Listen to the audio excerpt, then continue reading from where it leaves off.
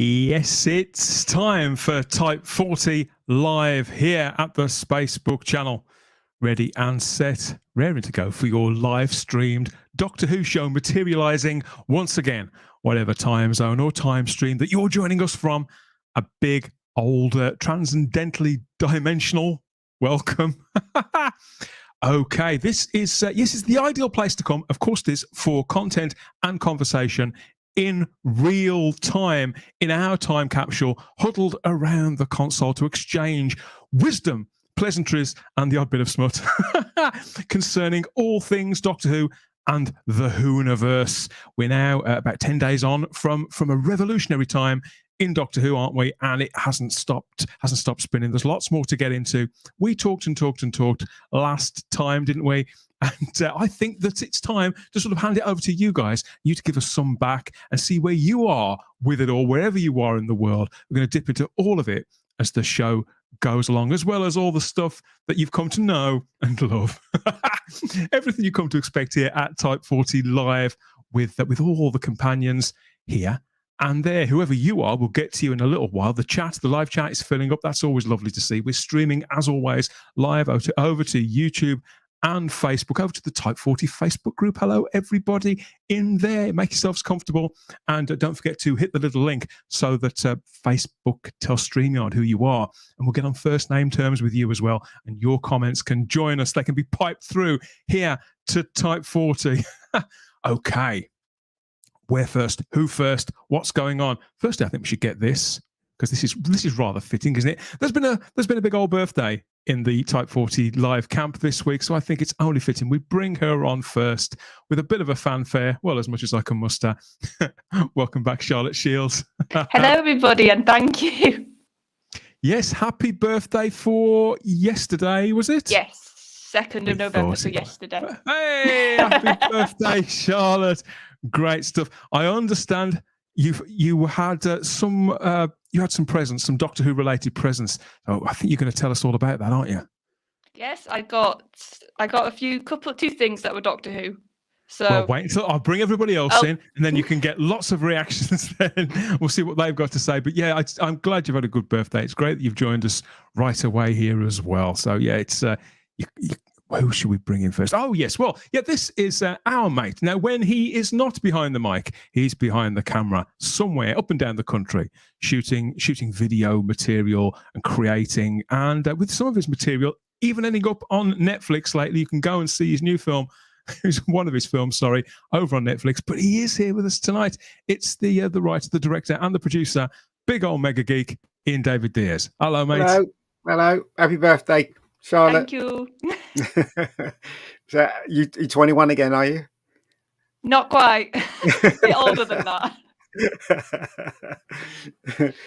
We're all back, right? Kind of, sort of. We're all back, and we're having fun already, aren't we? So yeah, you're going to be having far too much fun later on to remember this. So please hit the like now, particularly if you appreciate the pick of Matt Smith. Please like the video, subscribe to the channel, and hit the cloister bell to get all the notifications about what we're doing next and when we're doing it. Who next? Yes. Well, I think it's only apt that we bring on all the way from the Doctor Who loft there, our Lord of the Pre-Orders. Got lots to tell us about later on, and I understand he's expecting a delivery as we speak. So he may have one ear on the doorbell, but I'm sure his mouth will be as engaged as ever. It can only be, JT. Well, not only Spacebookers, I'm expecting the delivery. It's arrived. It's literally just arrived. I thought this show we're going. Hello, Spacebookers. Welcome to your Super Soaraway Type 40 Live. How are you doing? super sore away. That's very, very tabloid. I thought that'd be too vulgar for you. Well, it is, but I've adapted it. You brought it down to our level. Oh, yeah, good stuff. Okay, let's move on. More trips to fill in. The original Lunatic, he's only here too, isn't he? Simon Horton's back as well. Well, greetings, folks. We're kind of showing our age with that particular Your Super Soaraway. It was a certain newspaper that I can't bring myself to mention, but we are definitely showing our age that we can remember that, JT. Absolutely. Is it bad that I don't have a clue what you're going on about? Yeah, don't you worry about it. Too young. You're not missing a thing. Let's just say a quick hello to a brand new Facebooker who I think is still watching us. Let's say hello to GJD, who has joined us, has found us recently. So very welcome to Type 40 Live, GJD. I have this comment up here. This is GJD. There he is.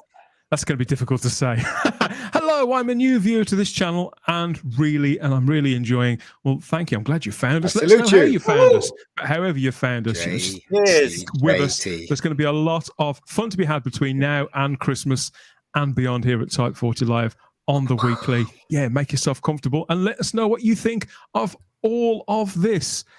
We've got one more person to bring in, though. GJ. Got that. It is GJ, isn't it? Very hard to say. It's going to be difficult to say, yeah. Yes.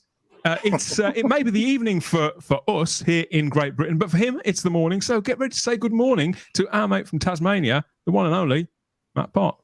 Good morning, Australia. Good morning, mate. Good morning. Tasmania. I've got my Doctor Who hat on today, and I've got my Doctor Who shirt on, me Peter Davison. Oh, yes. And I've got my glasses on to make me look intelligent, so it's all good. It hasn't worked with me yet, Matt. So Nor me. look on that one. Nor me. And nor him. You're just I love intelligent any time of the day or night, Ian. you love a collectible as well, don't you, Matt? You've got quite a collection. Yeah, the odd one or two. Yeah. Yeah. Well, you're probably just as eager to learn what Charlotte's had for her birthday, and she's going to fill us in right now. Has she had Matt Smith with no clothes on? Oh, don't. I wouldn't be here. I can organise that. I think we all need that on our birthday, don't we? Oh. Speak for yourself, mate. What did you get, Charlotte? Each their own. So I've not even proper opened them yet. Like I've opened them, but not. What do you mean opened? Do we get an unboxing of your birthday prezzies? Sort of, yes. What does because open mean? this is the first one. Yeah. So I've Very not seen nice. this yet. That's why I've got it. So I said it's still in the cellophane. That's what I mean by you can. Now this is going to take forever. Now I've really set myself up. So this is one of the animated remakes, isn't it? They've been putting out for the last 3 or 4 years. There should be the little string that you pull the top and then it whole thing, a little tab thing. Where is it? It's invisible. Well, I always have trouble trying to do that as well. It's You'll like be here all day. I know you will. You will be here all day. Charlotte's This is breaking into her presence here. Thank you to everybody who's joined us in the live chat. We will get to your comments in a moment. Whoever you are, keep them coming. We've got lots of nice stuff to get into. We've got some Can I also birthday say another hello to messages Facebook as well? Can I say hello to Brendan and Jamie? Brendan Hello, Brendan and Jamie. Brilliant stuff. Lots of happy birthdays here from various I'm not getting into this. regulars. Well, Charlotte, it doesn't matter because we know there's a DVD in it. Don't worry about it. Yeah, just carry There on. you go. We'll maybe be That's into it by fine. the end of the programme, by the end of the show. By the end of So the programme. just carry on. What else did you get? What And else? I have seen this one, but I wanted to properly get it. So Okay. we've got the faceless I ones love that and the movie. Macra I reckon it's one of the best Yes. animated ones, to be honest. I enjoyed Yes. every single minute of it. So I have story. Fantastic. my little collection at the moment. It's Evil of the Daleks, Power of the Daleks, and these two. So that's like the start of my little collection. Not the power of the Doctor, then. Oh God, no. It's not out yet. We've got a comment here that says the geeks don't come any more mega than you, Ian David is. I think that's right. probably true. I That's think true. you've got that nailed down, haven't you? Let's go and check out some of the other comments before we get into anything else. Mark Milford's here. He says, GJD, welcome to the family. It's a wonderful place to have discussions on Doctor Who fandom with devoted followers of our favourite Time Lord. Actually, absolutely, we all are. Lord Thoth was here too. Says hi everyone, and so does the Darren Zone. It wouldn't be right without a call out from the Darren Zone. We can commence now. We've got Jordan Lee here who says, "Have you seen Don't Hug Me? I'm scared." Yes, I've seen it. Nothing to do with Doctor Who, Jordan. I've seen it. I liked it. It's weird. Oh, It's God. weird. Yes, weird. It's weird. It's weird. The best way to describe it is demented puppets. That's right. Yeah. Demented. Sold to it me. mints. Jamie Reese is here and says, "Hello, all. This is the highlight of the week." Welcome, And, Jamie. I've had to look closely at that emoji. He's put that is a thumb. It's Will of the Wisp. It's Will of the Wisp. Yep. Oh, is it? Oh, I see. I Will o' thought the it was Wisp. one of Kenneth the Williams little, one. little brown thing, but no, it's not. It's good.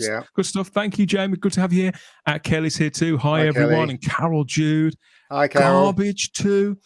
Garbage. Paul Murray's here. It says, evening Paul all. Murray. He's back, and it's about time. And I'm Oh my not God, my talking hand's about hurting. David Tennant. Ha ha. Who are you talking about, Paul? Have I missed something? Who knows? Who else is back? Good evening, everyone, from Raymond Evening Williams. Hi, people, from Problem Being. Hey, Lee. And good evening, all. I'm back for more great repartee and good spirits, says Richard Brooks. I think he's gone to the wrong channel again. Yes. What channel is he talking about? I'll say a few knob gags and some silly pictures. Exactly. Good evening, all. Hope you are well. From Simon Ashley and our geeky rambler Shah. She's out there somewhere in the Whoniverse. Hello, everyone. Somewhere. It's that time again. Derek Paul Brady's here too with the Evening, greetings. Derek. Hello, buddies. So keep those comments coming, everybody. You can never arrive at Type 40 Live too late, I don't think, to get stuck in and enjoy it all and see what's going on, what we've got cooking. So one final time, happy birthday, Charlotte. We do hope you had a good time there. Happy birthday. Happy birthday, Charlotte. And I still have some cake, so it is good. I still have some chocolate cake left. Well, we need cake. You could have sent us some more, a piece of chocolate cake. We could have had some Mine's at the end of the month, Lenny loves okay? chocolate cake. Even Lenny. Yeah, even Lenny. We do have, Charlotte, some late birthday presents here for you from Barb, which is the people that put together the ratings, that they compile the ratings on Doctor Who. It's very good of them, isn't it, to have issued that figure, that final consolidated ratings figure for The Power of the Doctor, that last special that was just about a week and a half ago. We got that, didn't we, on BBC One. We went into it on live with a big live reaction show here on YouTube. Thank you to everybody who's downloaded that. Actually, the downloads and the streams, they keep coming and keep coming. But obviously, we had that overnight figure that came out shortly afterwards, which was 3.7 million, wasn't it? The overnight figure. But we do have that final consolidated figure now. I know you've probably been unable to sleep until we get this figure, haven't you, Simon? Yes, apparently, if you say so. So yeah, this is the final figure for the final Jodie Whittaker episode, and it's a consolidated 5.29 million viewers there. Brilliant. For The Power of the Doctor on the night. So that's as it stands. They were the usual parties were trying to big this up for all that it was worth. We had some comments here. We got one from Lizo Mazimba, who's the entertainment correspondent, isn't he, for the BBC? We all recognise that guy. He's a big Doctor Who fan too. And he's a very difficult bloke to dislike, it seems. But he said it's Doctor Who's highest chart position for 4 years, and it got a bigger than usual increase for that consolidated figure. Now, my opinion, Simon, is it's absolutely nailed on that with iPlayer being included in all of this, people largely have just spooled right to the end and just watched that last scene. That's counted as a view. Yeah, because we're still not certain, are we? I know the jury's always out about how much you actually have to watch on iPlayer before it counts as a view. And so, yeah, for people that have just literally spun through to see the last 5 minutes of the regeneration, and of course the appearance of David Tennant that everybody had heard about, are all those going to count as views? Well, probably. And again, it's just I suppose you can't blame people, but I saw that the Doctor Who Appreciation Society was saying it was a significant increase on the overnight figure. Well, I suppose it is a significant increase, but it's still not massive. It's not brilliant, is it? Let's be honest. It's no. And I have seen them, bigging this up for all that it was worth, and saying how. No. To me, it goes to prove that the pulling power of David Tennant, JT. I think very clearly, as soon as she disappeared and he appeared, all of a sudden people are interested again. Well, yeah, and we spoke about that briefly last week, but it was inevitable that was going to happen. And, I'm not a fan of this recent or this current way of measuring things. What BARB have not done is taken into account that Doctor Who fans will go back and watch a particular episode as soon as it arrives on iPlayer over and over and over and over. And Simon, as far as I'm aware, it only takes a minute and something seconds for it to register as a view. So if everybody, I mean, you know, there was one young lady on Twitter this week who was saying she's already watched it 13 times. She's obviously not working, but she's watched it 13 times, you know. So it's a case of like, well, that's 13 views. So I preferred it when it was bums on seats, who's watching the show you've paid for and produced and put effort into on the night. And it's always hypocritical, isn't it? Because, you know, things like Line of Duty and all those other big hitting things, Strictly at the moment as well, will always get the fanfare for bums on seats, who's watched live. And for Doctor Who, it's always what comes a week later. JT, can I ask you a question? So you I don't know how so I don't know how it works, right? But you know, like on YouTube, if you have your own YouTube channel, you can't keep watching your own stuff, and it won't count as a view because they obviously got your IP. Is it the same for you know the BBC iPlayer? If one person watches something 13 times, can't it tell where it's coming from and count it as one view? No, as far as I'm aware, no, it's not that sophisticated. It's just registered as a view because it's not the BBC that's looking at the collating that. It's the BARB. Right. The British Audience Research Bureau. So they collate all that. And I understand why they were trying to do that. They were trying to move with the times, but they just don't take into account the ferociousness of Doctor Who fans. Yeah. Okay. Did not know that. We are pretty ferocious. That's a great word for Doctor Who fandom, isn't it? And you mentioned Strictly a moment ago. So for the Doctor Who there with its, you know, we're supposed to celebrate that just over 5.3 million, something like that. We're supposed to be hailing that as something really, really great. Strictly Come Dancing, let's put this into perspective, in which contestant Tyler West and his dance partner Diane Buswell performed a tango to the theme to Doctor Who. That was watched by almost twice as many people. So this was watched by 9.8 million people. That's crazy. So in other words, half of them won't even know what the dance was about. Oh dear. So did anybody see this? Because I don't usually watch Strictly, but lots of people sent me a link to this to see it on YouTube because they clip all their dances, don't they? Did anybody catch this one with the Weeping Angels and the dry ice and whatnot? No, yeah, I watched it just to see, because I think beforehand they sort of said what dances were going to be what sort of, like, it's going to be EastEnders, it's going to be Doctor Who. And I watched it just to see, like, what are they going to do for Doctor Who? And there was no Jodie whatsoever. As you can see, it's a male celebrity dancing. He's not got Jodie's outfit on. The dance was basically Weeping Angels, so Blink. Even the clip they played beforehand to be like, oh, Doctor Who, it was a David Tennant clip. So I was like... Oh, was it? Yeah, it was like, all over. Nothing of Jodie. I was like, wow, like... They weren't even waiting the 24 hours for her to go before... No. I noticed that the gentleman here, I don't know anybody on this show, so I never know who the celebrities are from the dancers on this show, Simon, but I noticed that this guy is wearing a bow tie there, which of course is, again, synonymous with Matt Smith, isn't it now? Well, yeah, absolutely, and I think it's interesting because this was obviously on after. It was before. It was before. Oh, that's interesting. I was assuming it was afterwards, and so fair enough. The BBC should logically have moved on to David Tennant, as it were. Anyway, but yeah, I wasn't clocking that. Actually, this was before. They already have. So it should have been still Jodie at that point, theoretically. Yeah, because this was on Saturday. Doctor Who was on Sunday. Sunday, of course. So I was like, okay, BBC's completely showing us that they just don't care and they're moving on. It's interesting, isn't it? Because to an extent, you can't help thinking that actually the BBC have actually sort of thrown the Chibnall era and the Whittaker era under the wheels of the bus. Completely. You blame them? No, I don't blame them in the slightest. Am I surprised? I don't know. It seems odd that for a long time they were trying to convince us that the era was legitimate and that we should be embracing it. And they've clearly just, I guess, just given up. Finally, they realised that it's not going to work, and so they've stopped trying now. Well, they knew that ages ago, didn't they? Do you know what I mean? They knew that. And they were, at least they're being honest now in a subtle way. Listen, what did they do for EastEnders? Was it roll out the barrel?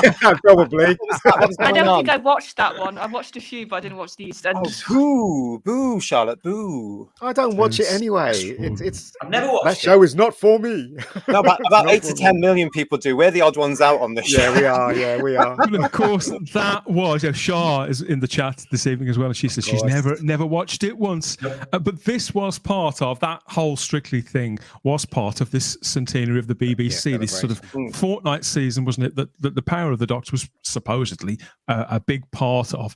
And over that period, they did everything they could to tie it all together and to remind us, I suppose, that the BBC did used to have an identity. But shows such as Doctor Who, Strictly, and Top Gear have been named specifically by let me get this right, this job title right, the Chief Content Officer for BBC. That's Charlotte Moore. And she's been saying how she considers all of those shows to be just as important and absolutely critical to the BBC going forward. Not that we're saying that Charlotte Moore isn't being truthful, but we have every reason to believe allegedly Charlotte Moore doesn't like Doctor Who. But I don't suppose they have to like everything they put on. But we've got this quote from her here, and she says, Doctor Who is one of the most important shows that we have. We're coming up to its 60th year, and it's reinvented itself every year. Every series it goes on the next journey. It's the most extraordinary drama franchise and global phenomenon.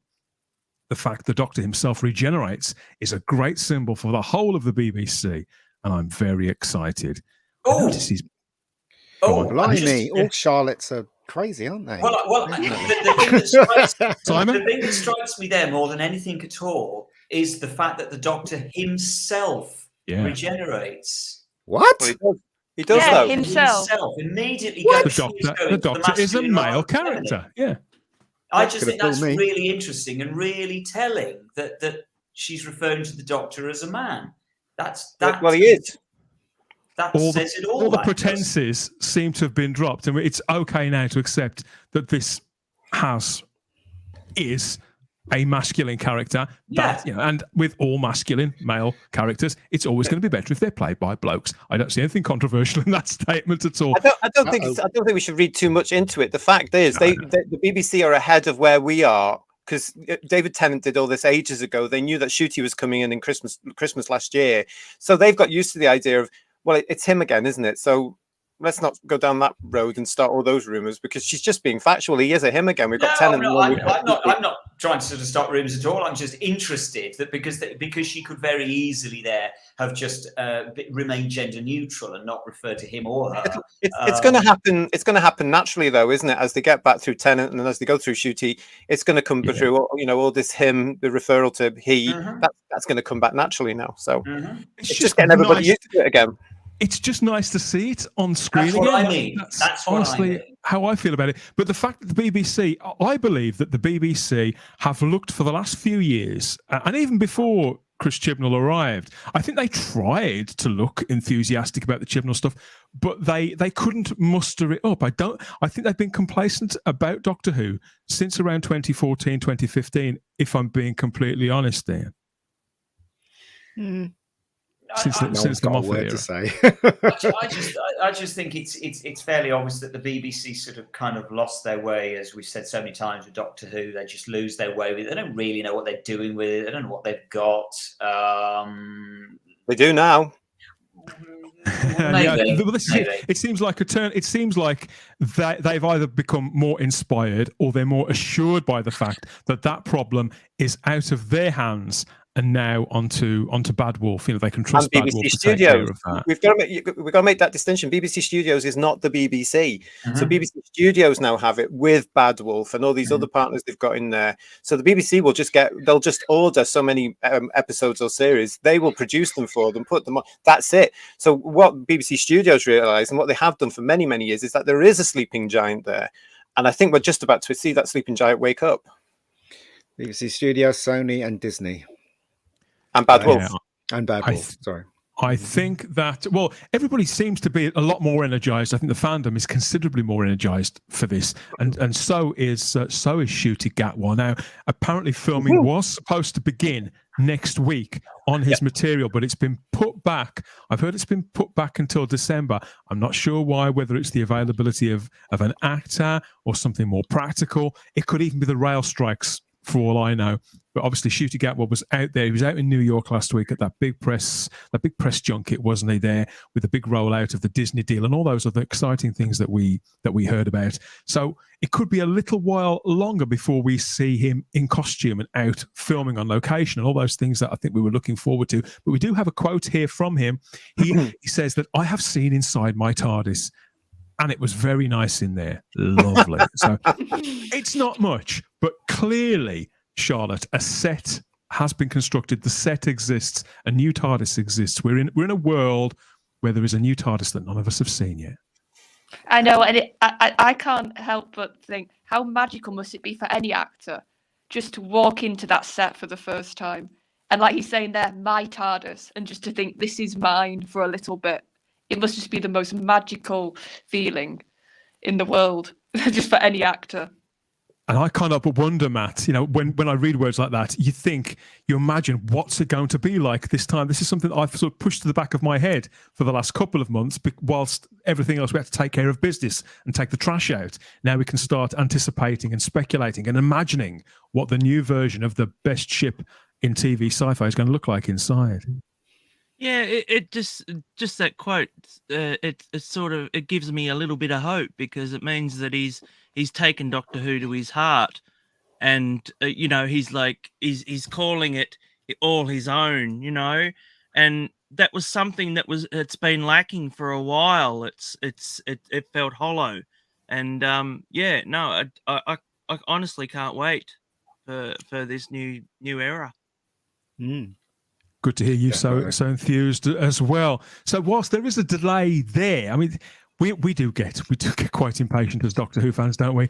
And none more, I think, when it comes to talk of the Blu-ray releases, Simon. Now, at the weekend, there was wasn't there? A big old slap-up screening at the BFI to launch season 2 on Blu-ray. This set was actually announced 3 or 4 months ago now, wasn't it? But we still don't have an official release date, but I do have it on reasonable authority from a couple of sources that there is a provisional date of these Blu-rays, and that we're going to get it finally on December the 5th. So we hopefully, fingers, toes, and everything else crossed, we're going to get this as a Christmas present there. Yeah. So that date was exactly the date I was given about 10 minutes before we came on air. I was told it was given the date, the 5th of December. So I think that's looking reasonably positive now that it'll come out on that date. So it'll be good to have it for Christmas. I don't doubt it'll probably get delayed a couple of weeks to maybe the middle-ish of December, but hopefully it'll be out in time for Christmas, which will be a good Christmas present, I think, for everybody. I think one of the drawbacks of these things is that we see them released and we get those lovely trailers and we get a breakdown of what we're going to get, and then we don't know when we're going to get it. It's the last set, how long was it? About 6 or 7 months, something like that. We're all aware of the situation, but it doesn't make it any easier, does it? Mm-hmm. No, it's going to be interesting to see the quality, what they've done with the picture. I mean, especially the black and white ones. Do they do something to it so it looks sharper? I'm assuming they do. So it's going to be interesting. They screened the time meddler. Sorry, JT. I was just going to say what Dan's about to bring. They put the pictures on. Have you got the before and afters, Dan? No, I haven't. No, I haven't got those. But they did. They screened it at the BFI as always, and they did talk through some of the remastering process that they went through on these episodes. It's been extensive as always, JT, from what they're describing. There are pictures out there, Ian, Spacebook, right, if you want to look at for that fans who were at the gig there at BFI, and some of them have actually put the before and the after, and it's perfect. It's absolutely great perfection. The clarity is incredible, so it's going to look great. Oh, great! I mean, they're definitely worth investing in to get this. I mean, I've not watched all of the Hartnell series episodes, but this is a great excuse to to get back into it. Do you know what I mean? So, and it's iconic British television as well, because they don't make them like that anymore. No, and also, there's one episode of the Dalek Invasion of Earth. I think it's episode 5 that exists on film. It's the original film, and so that one in particular, I'm sure it's episode 5, should look absolutely stunning, because I remember it looking particularly good on the DVD. So it should look. I'm hoping that they actually clean up the sound as well. And Mark Ayres works on all of that. Oh, right, Mark, yeah. You know Mark, don't you? I know Mark, yeah. I know him. He actually, the very first short I ever directed, he did the music for it. That's how long. I mean, gosh, that's years ago. Don't even want to think about that. Jesus. No, Mark's a great fella. He's a good fella. He's a good composer as well. Lots of enthusiasm for this release still in the chat. Keith Bradbury points out that they're not going to animate the missing episode. No, it's not in their budget. It's not in their remit to do those. But who knows? The animated releases, they may turn up again. That may pick up at some point. But we'll just have to wait and see, won't we? I'm sure they're going to arrive at some point in the next few years. Yeah. And Peter Purvis, he arrived. He was there and looking really, really well. He gave quite a long interview, I understand. He spent hours with the fans talking about his time on Doctor Who, his Blue Peter career, obviously the things that people always ask him about. I've never met Peter Purvis, but he just seems. I know he's getting up there in years now, but you'd never know it when you see him talking to fans and at these events. He's very engaged by it, and he was saying, a lot of the things that you hear about Doctor Who filming and making television back there, a lot of it was a load of bollocks. And he'll talk very offhand, won't he? Very candidly. I respect that. I like that a lot. Do you know what? He brought me a beer at the BBC. I can't remember. It's like bar or something like that. Really? Really nice of him. Yeah, that was a long time ago. Really nice of him. I didn't even know who I was. If you he just said to me, you've drank with him. That's he just said to me, "Do you want a beer?" And I just looked around. It was him, and I said, "Yeah, sure." And he brought me a beer. So nice guy. Did you tell him you were a Doctor Who fan? I hope you did. No, I did not. Yes, I was going to say. I did not. No. Good man, good egg, good sort. So I agree with people in the chat. We've got a couple of people who've mentioned this. How it's it's the ideal Christmas present. I think black and white Doctor Who. Watching black and white Doctor Who in the winter, Simon. There's something about it. I usually watch a lot of Doctor Who, black and white Doctor Who over the Christmas and New Year period. That's because you ain't got any friends, Dan. There is that as well. There's that as well. Well, for me personally, and again, probably for most people of my generation, JT, I'm including you in on this one. My first black and white Doctor Who that I saw was at wintertime. It was An Unearthly Child on the Five Faces season in November of 1983. So that was my first connection with black and white Doctor Who. I'd never, ever seen a black and white episode prior to that. And so, black and white forever is ingrained for me as an autumn winter staple. I could never watch black and white Doctor Who in the middle of summer. It just would feel wrong. It just wouldn't feel right. There's something, the coziness, because TVs back then in the 60s, I mean, I remember TVs being smaller, Charlotte. In the 80s, screens were so much smaller. But you've seen how small televisions were in the 60s, and that's pictures of kids, like literally sort of sat on the floor, sort of staring up at them. Yeah, no, and I think there's certain villains that just look so perfect in both William and Troughton's eras in black and white. Yeah. Like, there's a reason. Like, the Tomb of the Cybermen is a cracking story anyway, and it's got enough going without the black and white. But I honestly think that story wouldn't have that type of creepy factor if it was in color. I just don't. That whole scene when they're in the pods and they're coming out. Because you can't quite see them, it just makes it more scary. There's also the tone as well in those days. They in those days they weren't scared to scare kids. There was none of this, it's going to be too much for kids and stuff. As I said, I keep remembering that doll that comes to life at the back of the car in the Pertwee era. That scared the crap out of me. I couldn't sleep all night. Do you know what I mean? And they weren't scared of doing that. Now it's all kind of, you got to do this, you got to do that. You can't do this, you can't do that. it wasn't just the visuals; it was the audio as well, the soundtrack too, as you say, and they put just as much effort into the sound as they do the picture. We've got a comment from David Hammond who says he's really excited for the upgraded sound on Dalek Invasion of Earth, and a question from Gary Akers. I don't know if anybody knows this. Will the original Beatles song music be used in this version of the Chase on the Blu-ray? Does anybody know about that? Yeah, that's a good question. It was not on the DVD release, was it? They couldn't get the clearance for it. They still can't. Apparently, the rumor is it's not going to be there because of the clearances. It's too complicated to try and clear. Beatles music. Yeah. And it also costs a lot of money.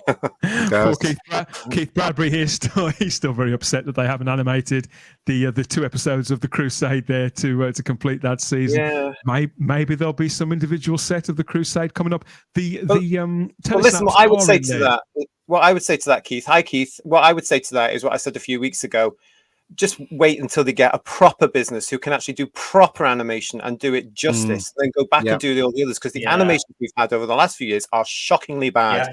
And I would not want to see Matchstick Men doing any more, thank you very much. And that's part of the reason that they've stopped. But we have to stay tuned because they're going to come back. It makes good business sense to do it, and they'll be back. And let's just hope with the new partners they've got there now, who will introduce them to other new partners, they will look much more consistent and be more marketable in this day and age.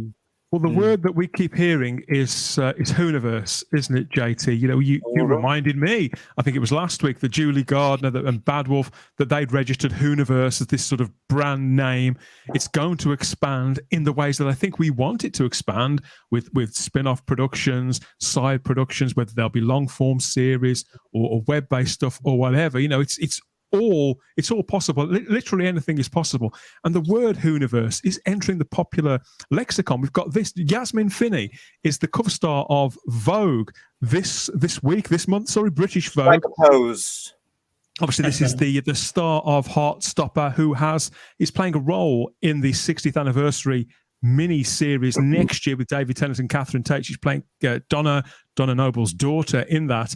And she doesn't speak very much about Doctor Who in that interview, but what she does say, it's that there are spies. If I talk about the Whoniverse, it's over. So there's not much.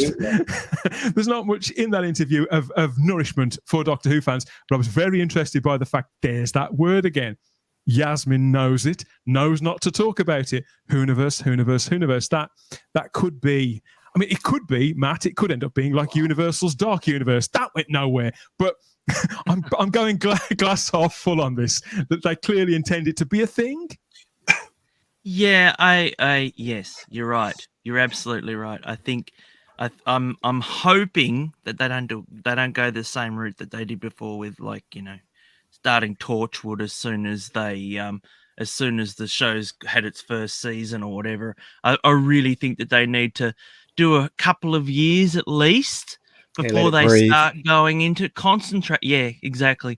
Need to concentrate on it a bit, and then start looking at spin-offs, because I think it dropped off a little bit when they started looking at spin-offs straight away. You know, I mean, you had Sarah Jane and everything within the second year, and I just think they need to just let this shine first. We need to have it shine first before it needs to find its market and to make an impact, its audience, and re-establish it there first to get people hungry for extra content, rather than just immediately shoveling extra content under their noses and telling them you will be excited by this. Well, that's the mistake Disney's made, isn't it? It's the mistake Disney's made. I don't think that's going to happen at all, because again, from our point of view, it hasn't happened yet. From their point of view, they're 2 years into this now. By next year, it'll be 3. By the first episode of the Shooty's long running series, it'll be 4. Everything's planned, and I think it's going to go bang, bang, bang, almost immediately. And also because they're looking at creating the Whoniverse, which I'm taking to be a channel or a platform of some sort. They're going to need content to fill it. So I think those plans are well underway for all the extra spin-off shows and what have you. We're not dealing with rookies here. They've done it all before. They can hit the ground running, and I'm sure the plans are well underway now.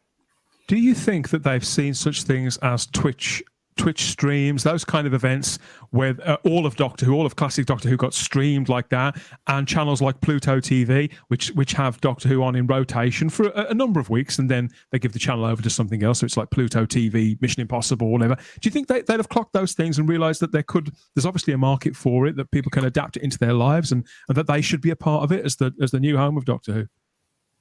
I think that's where Disney's going to come in, isn't it?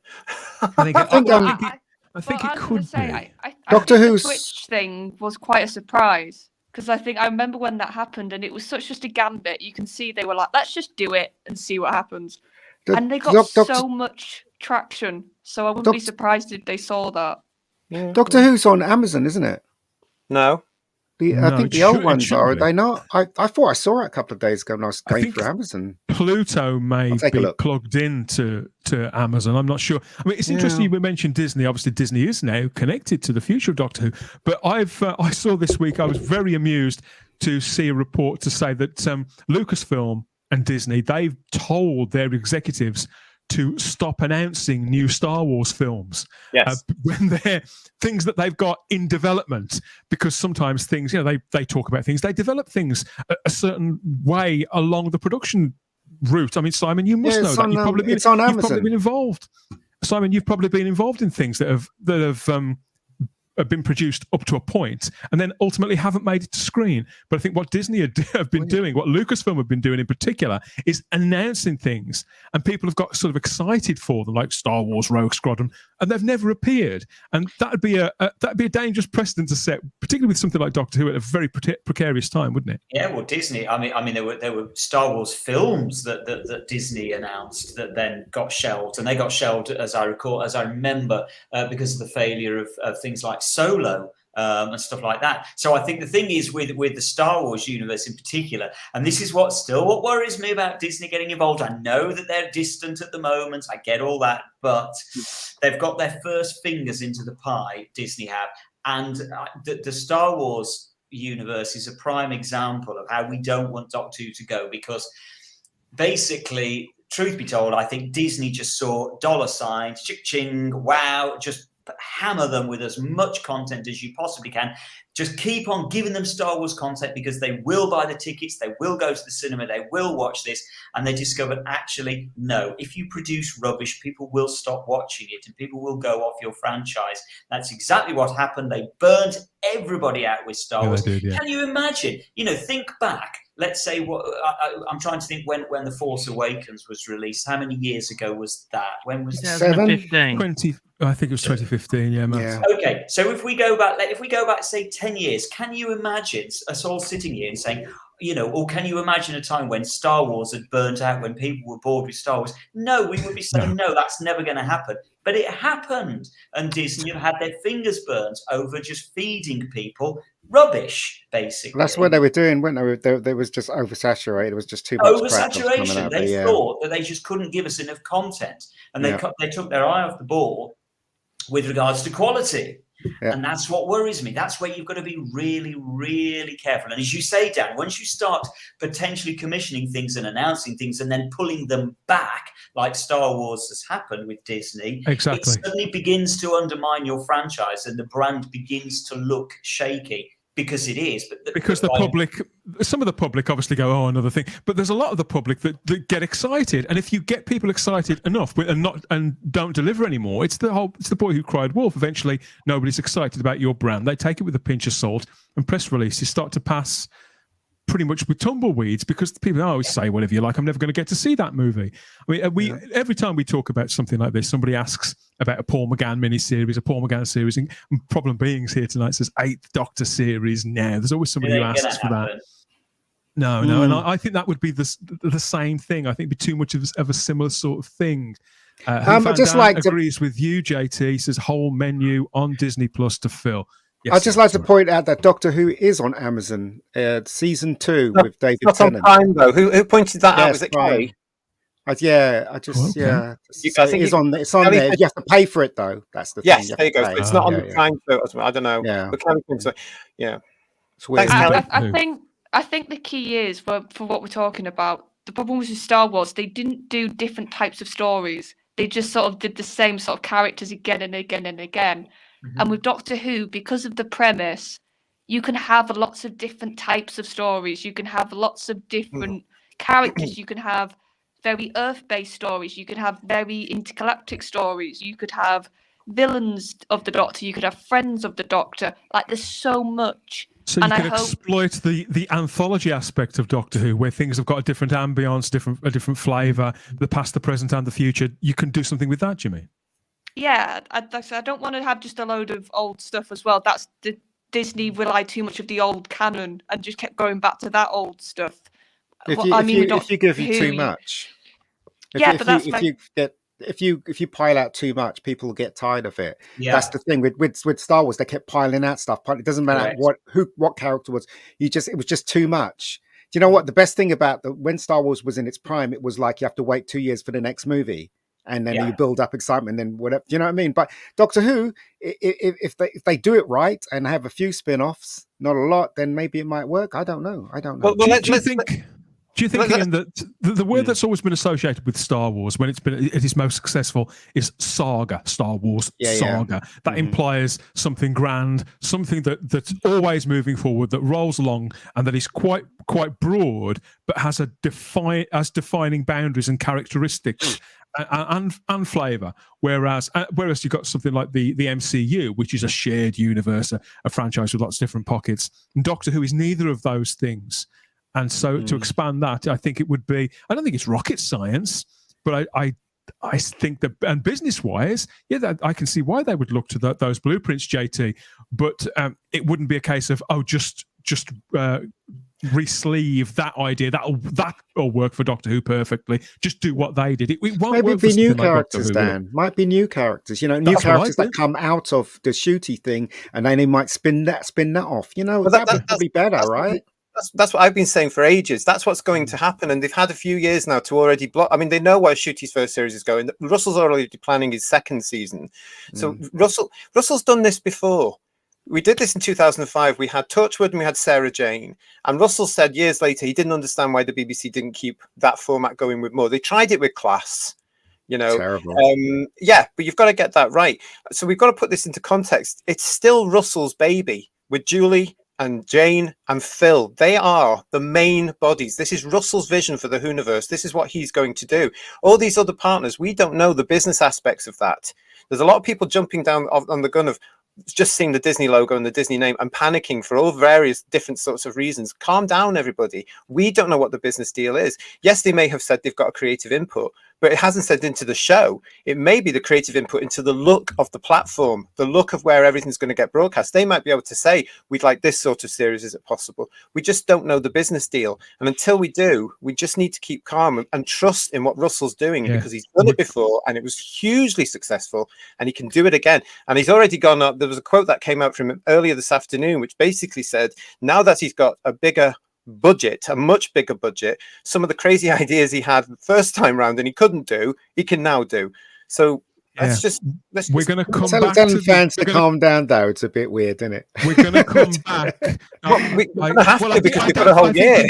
I think what he's saying is, just don't get away with yourselves. And we know so little, and people are making up so much. We're going to come back to the whole Disney story later on in the show, because that is a thing in itself. And we've got a lot of comments in the live chat about that. We are going to come to that later on, I guarantee you. So be patient. Geek Ramble says, even as someone who's a huge Star Wars fan, I am completely burnt out. David Hammond has got a similar story. So right, Simon, Star Wars is completely burnt out. I think so. I'm loving it. We've got Andor, we've got Obi-Wan. I love them. I think bring them on. There's something else coming soon. You lost your cool card, mate. With it. I think what it is with something like, I think JT that we're in a situation where they can put out something as well made and as classy as Andor, which I think is pretty damn good, all things considered, but it's come sort of too late, and so few people are watching, and people are already burnt out by the time they've given them something that is probably the best thing they've ever done. Fault. Let's put this in context. That's Lucasfilm's fault. People at the top of Lucasfilm giving information because they think the fans want information. Russell's not that stupid. Look what he's done this year, and this whole plan that's come in from the trailer, or the teaser trailer onwards. It's all meticulously planned. Russell's not that daft. He will give us the information when he's ready, because he knows, as a fan, don't give them everything, because then they'll get demanding, they'll get tired, they'll want. And that's why he said in the press release recently, fair play. We've got a year of speculating, because he's not daft. He knows that he's not going to give us anything really major until 2024 at least. He is very good at teasing us with various things. We're going to come to the Disney Plus story later on and pick up some of the threads from that, international threads from it, because we know that news has been received very differently in different territories all over the world. And we do have an international viewership and listenership here at Type 40 Live and Type 40. So, yeah, we'd love to know what you've got to say, what you think about all of that. And even if some of the things you think are quite personal, quite subjective, and are totally detached from the world of press releases and showrunners, and much more personal to you, you can come and talk about those here with us here at Type 40 Live. One more little story to just talk about. Peter Capaldi, the 12th Doctor, of course. Everybody loves Peter Capaldi. I think it's accepted that he is becoming somewhat of a national treasure. They do now. But it's been announced just today that Peter Capaldi will be the recipient of the BAFTA Scotland Award for Outstanding Contribution to Film and Television. So apparently he's won 5 BAFTA awards before, including a BAFTA Film Award for Best Short Film, TV Award for Best Male Comedy Performance. In the thick of it, of course, as Malcolm Tucker, multiple BAFTA Scotland Awards as both an actor and a writer-stroke director, but he's most well known for playing the 12th Doctor in Doctor Who and the aforementioned Malcolm Tucker. In the thick of it, he was born in 1958 and is one of Scotland's most high-profile actors. We're a couple of years on from him leaving Doctor Who now, Charlotte.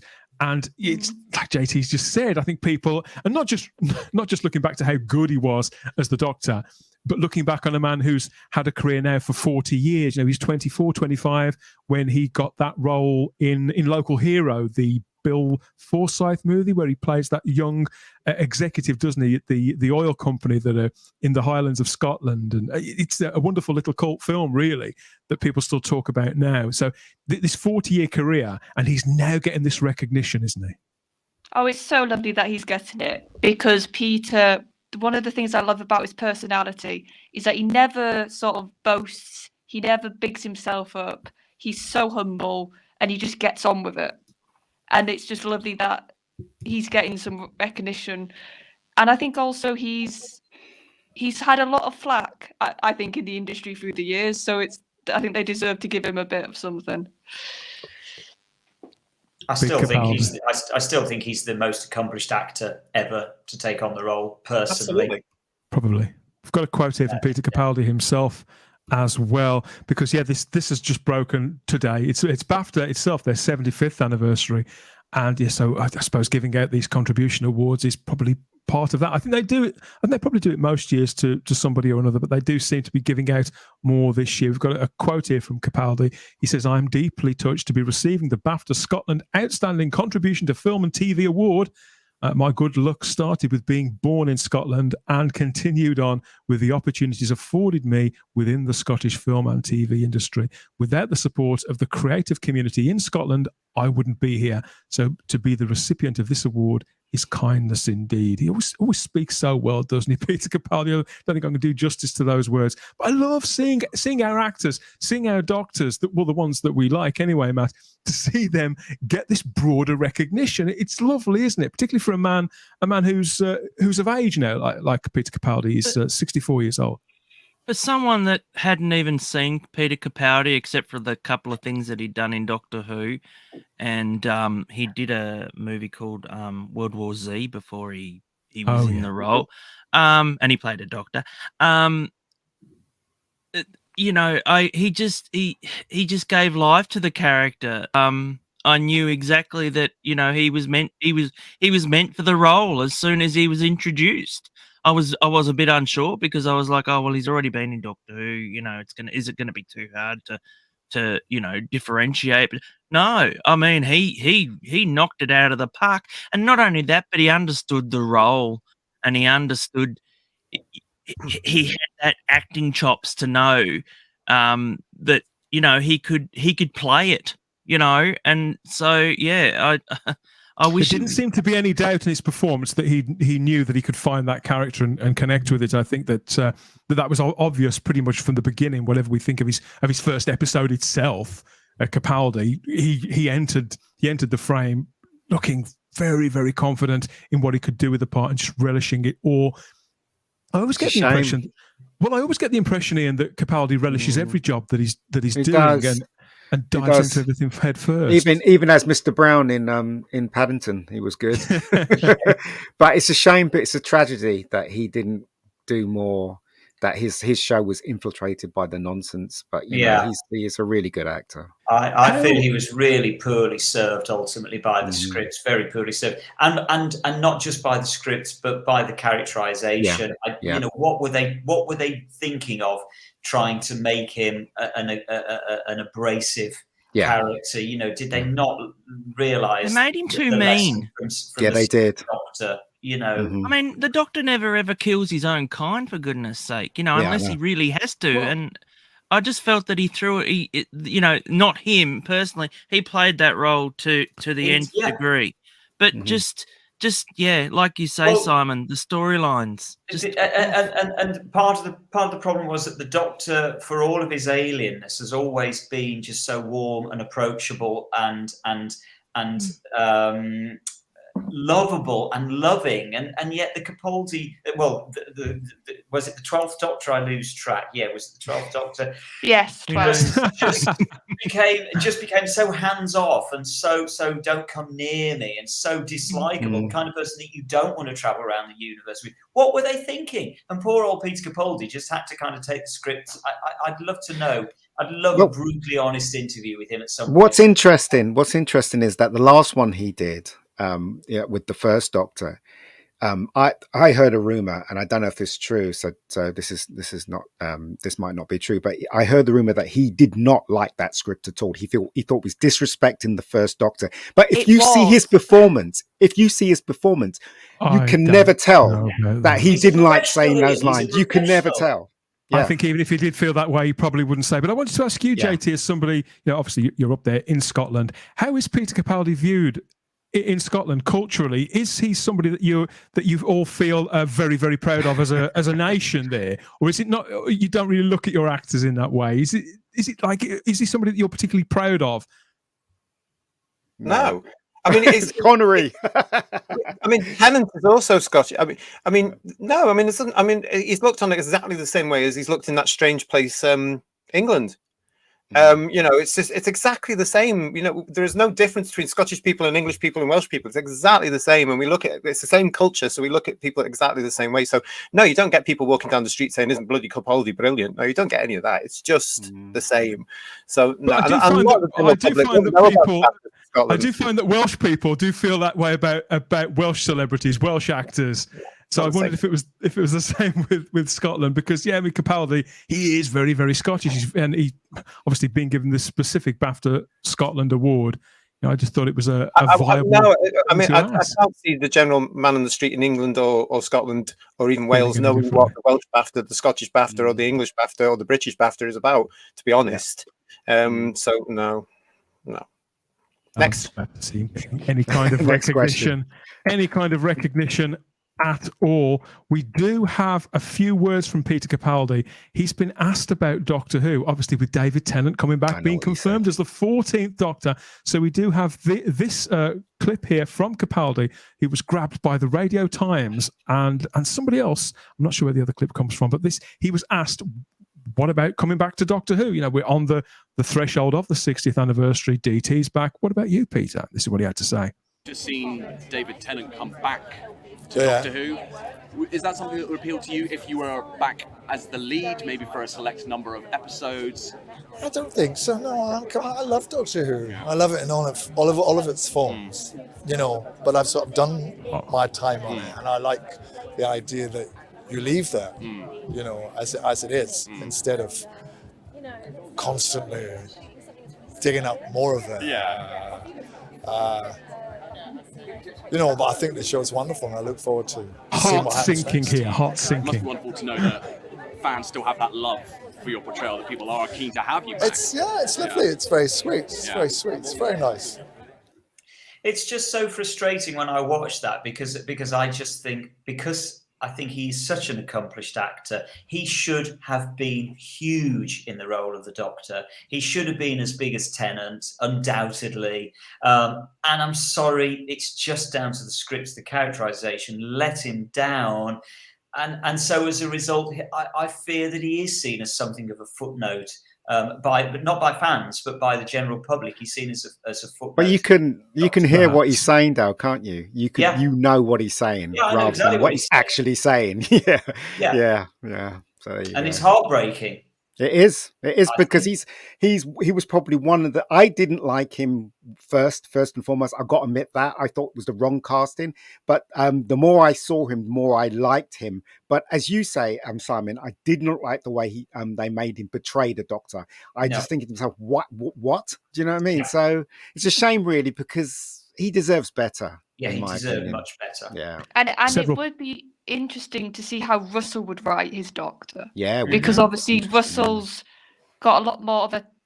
I would say Russell's got a bit more of an upbeatness about his writing. His Doctors tend to follow that manner. Even Eccleston, once he sort of settled a bit, you were starting to see a bit of that. So it'd be interesting what Russell would do with him and how.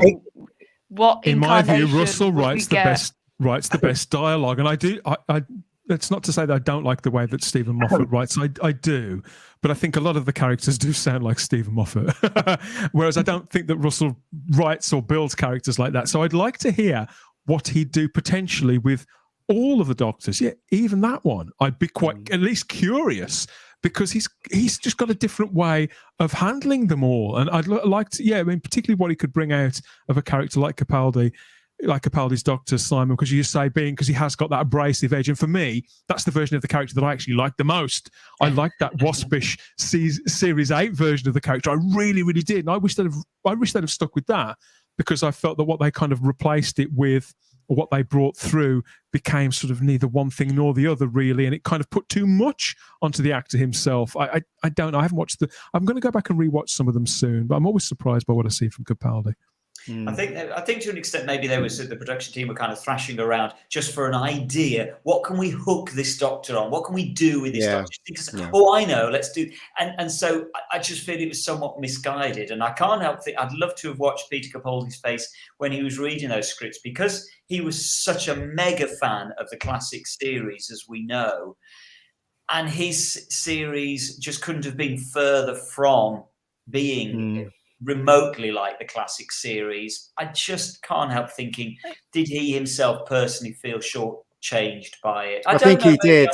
Maybe I'm willing to say it's not true, but I'd love to see a genuine. I think he would have worked better. Sorry, I think he would have worked. No, you're right. I think he would have worked better with a different companion than Clara. I think he was a little bit too mean to her as well, and then when he seemed to love her and in just normal love, I it just didn't translate very well. It's like, the bit where he leaves her. I think it was the first episode where he leaves her in trouble. And then I was thinking to myself, when I was watching, I was thinking, maybe he's going to come back and there's going to be a reason for him to do that. And there was no reason. He was just mean. He just left her there to, to potentially get killed. And I was like, what? Do you know what I mean? So it's really bad the way they treat him. Well, I think he wasn't just mean for me. It was the callousness when it came to life.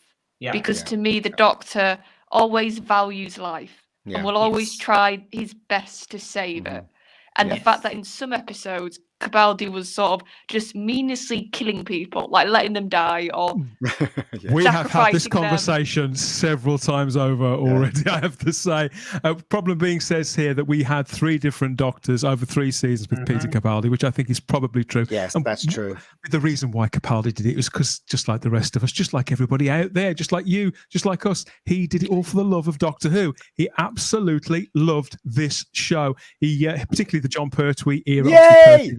Was a huge figure in his young life. He got involved with Doctor Who fandom when Pertwee was the Doctor and had a friendship with the actor and his family later in life as well. So he got to live out his ambition. He's also been a sort of rock star as well, hasn't he? He had an album out about 18 months ago.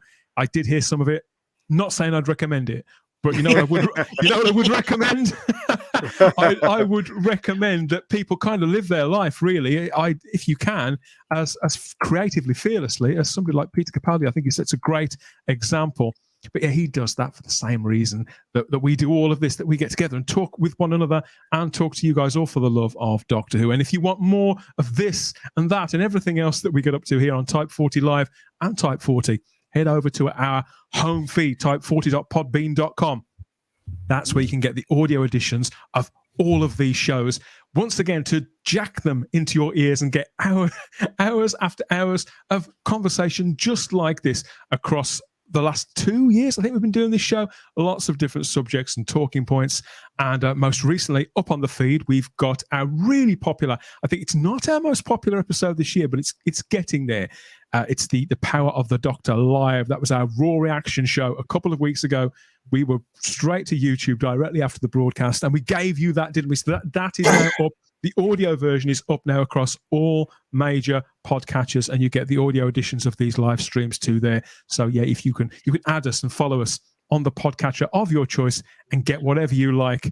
Lots of Type 40 goodness out there, hundreds of hours of it by now. So yeah, help yourselves, get stuck in, and all of that. In a moment, we're going to get stuck into some lovely bits of plastic that you might want to have on pre-order. But before we get there, I think it's time for our traditional Type 40 break. This is the point in the show, Ian. And I don't know why I always come to you when it comes to this. I think it's because I always get the impression that you are under starters' orders. Absolutely. Always waiting for this very moment, because new people, we've had a lot of new people come to the show lately, find us on YouTube in particular and join and say, oh, you're really enjoying the show, thank you. And you may not be aware that this is the Type 40 ad break, and it's a great time for you to take in some of these sights and sounds from years gone by, where they would Doctor Who personalities, past or present, before or after their time in Doctor Who, would get on telly and try and flog us toilet roll and crisps and all that kind of thing. So some of us, we may have seen these things many, many times, in which case it's an ideal spot where you can go and refill your glass, or just go and shake the weasel or shake the lettuce, whichever is applicable. We'll see you back here in a couple of minutes for more Type 40 Live. But here's the much loved fan favourite Type 40 ad break.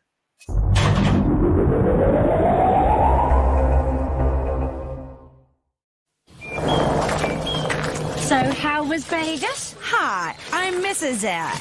Babe, we gotta bling this place up. I hit the jackpot. We're gonna need it. The new Argos catalogue has changed, with over 3,600 extra products. From the ordinary to the extraordinary. She's very demanding. Tell me about it. The new Argos catalogue. It's the big one. Now you see him. Now you don't. Now you see him. Now you don't.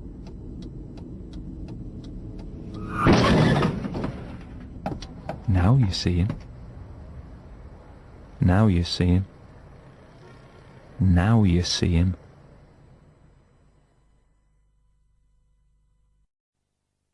Incredible. Spend $4.99 on an Iceland chicken and get free potatoes, peas and lemon meringue pie worth £4.37. Iceland, make it easy. For Mum.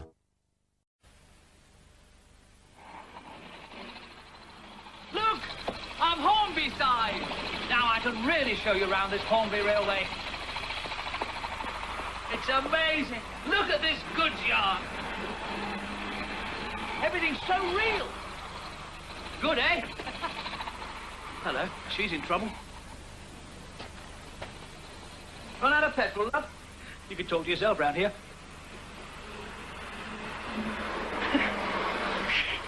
You got the brake on?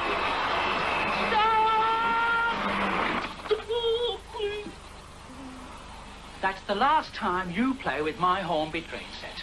Hornby, use your imagination.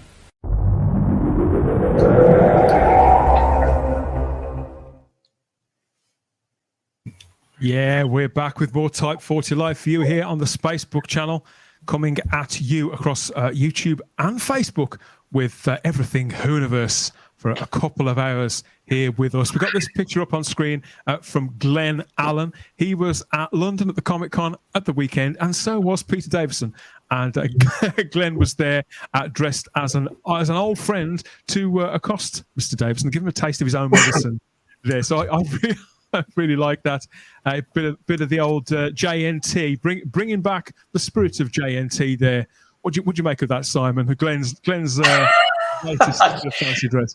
Well, I love it, and it's the fact that Peter Davison really, of all the actors to ever play the Doctor, Peter Davison has to be the one that is quite happy to take the rise out of himself every single time. He just doesn't care, does he? Bless him. I love the fact that Glenn is there doing the customary pointing finger JT that we associate with JNT, don't we? Oh, we certainly do. That pointing finger was everywhere. I tell you. I've got so many pictures, family photos from me at family get-togethers, Charlotte, from all sorts of ages, like birthday parties and engagement parties, all that sort of thing, where I'm there with family members that I didn't really see that often. So I was never really sure, should you put your arm around them or not? I just find myself just doing that instead. Because I've seen JNT do it. That's absolutely mental. I was going to say, did any of them have that lovely expression like Peter? Because nobody else can do like shot. What on earth is going on expression like Davidson. He's brilliant. No, some of the pictures, I think particularly when I did it to my one uncle, I think he was wondering what I was pointing at. He does look very confused. I think he thought that I'd taken a disliking to his tie. But JNT was, of course, the king of marketing Doctor Who. I think whatever you think about his time as a producer, you can't argue that nobody understood how to market and to merchandise the show as well as JNT. But now there is somebody, there's a pretender to that throne, and it's our very own Lord of the Pre-Orders, and it's the one, the only. Oh, he wouldn't like that. He wouldn't like that. It's the one and only JT, and he's here with the popular Merchandise Paradise segment right now. So take it away, JT. What have we got this time?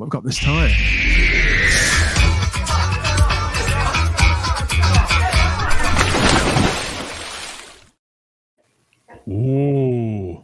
Yes. Okay, here we go. Oh, yeah. Where we go? Here we go with first? another. Yeah, it is. Yeah, here we go with another Merchandise Paradise Facebookers, and welcome. Don't forget to like and subscribe. And as usual, all prices and information are correct as of broadcasting on Thursday, the 3rd of November, 2022. I am very excited right now because I have just taken receipt of that Doctor Who and the Daleks. Now, we talked about this in Merchandise Paradise quite a while ago. This is the Target book, which is the illustrated book. Okay, that's just arrived, so I haven't had a chance to look in that yet. But I just wanted to let you know that if you pre-ordered that, from recommendation from us on this show, you should be getting it through your slot very, very soon. JT, you can't. Can we not see inside a little bit of it? You can't Come do on, that treat to us. us. He doesn't want to open it.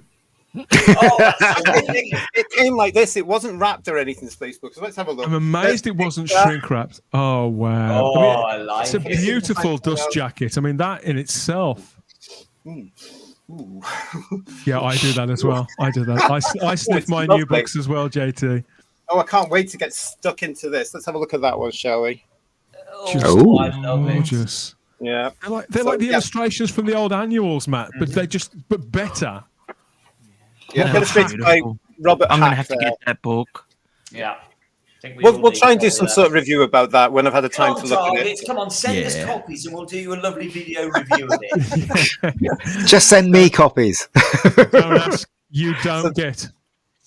Well, exactly, yeah. Who Book Club? Come on. Yeah. Here we go. If you're watching, we will do you a video review if you send us all copies.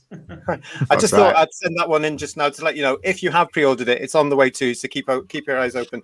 Right, we're going to start now with excellent news for the standard Blu-ray collection DVD collectors, because it has been announced, of course, that the Doctor Who collection season 8 arrives on standard edition in a couple of weeks' time, the 14th of November.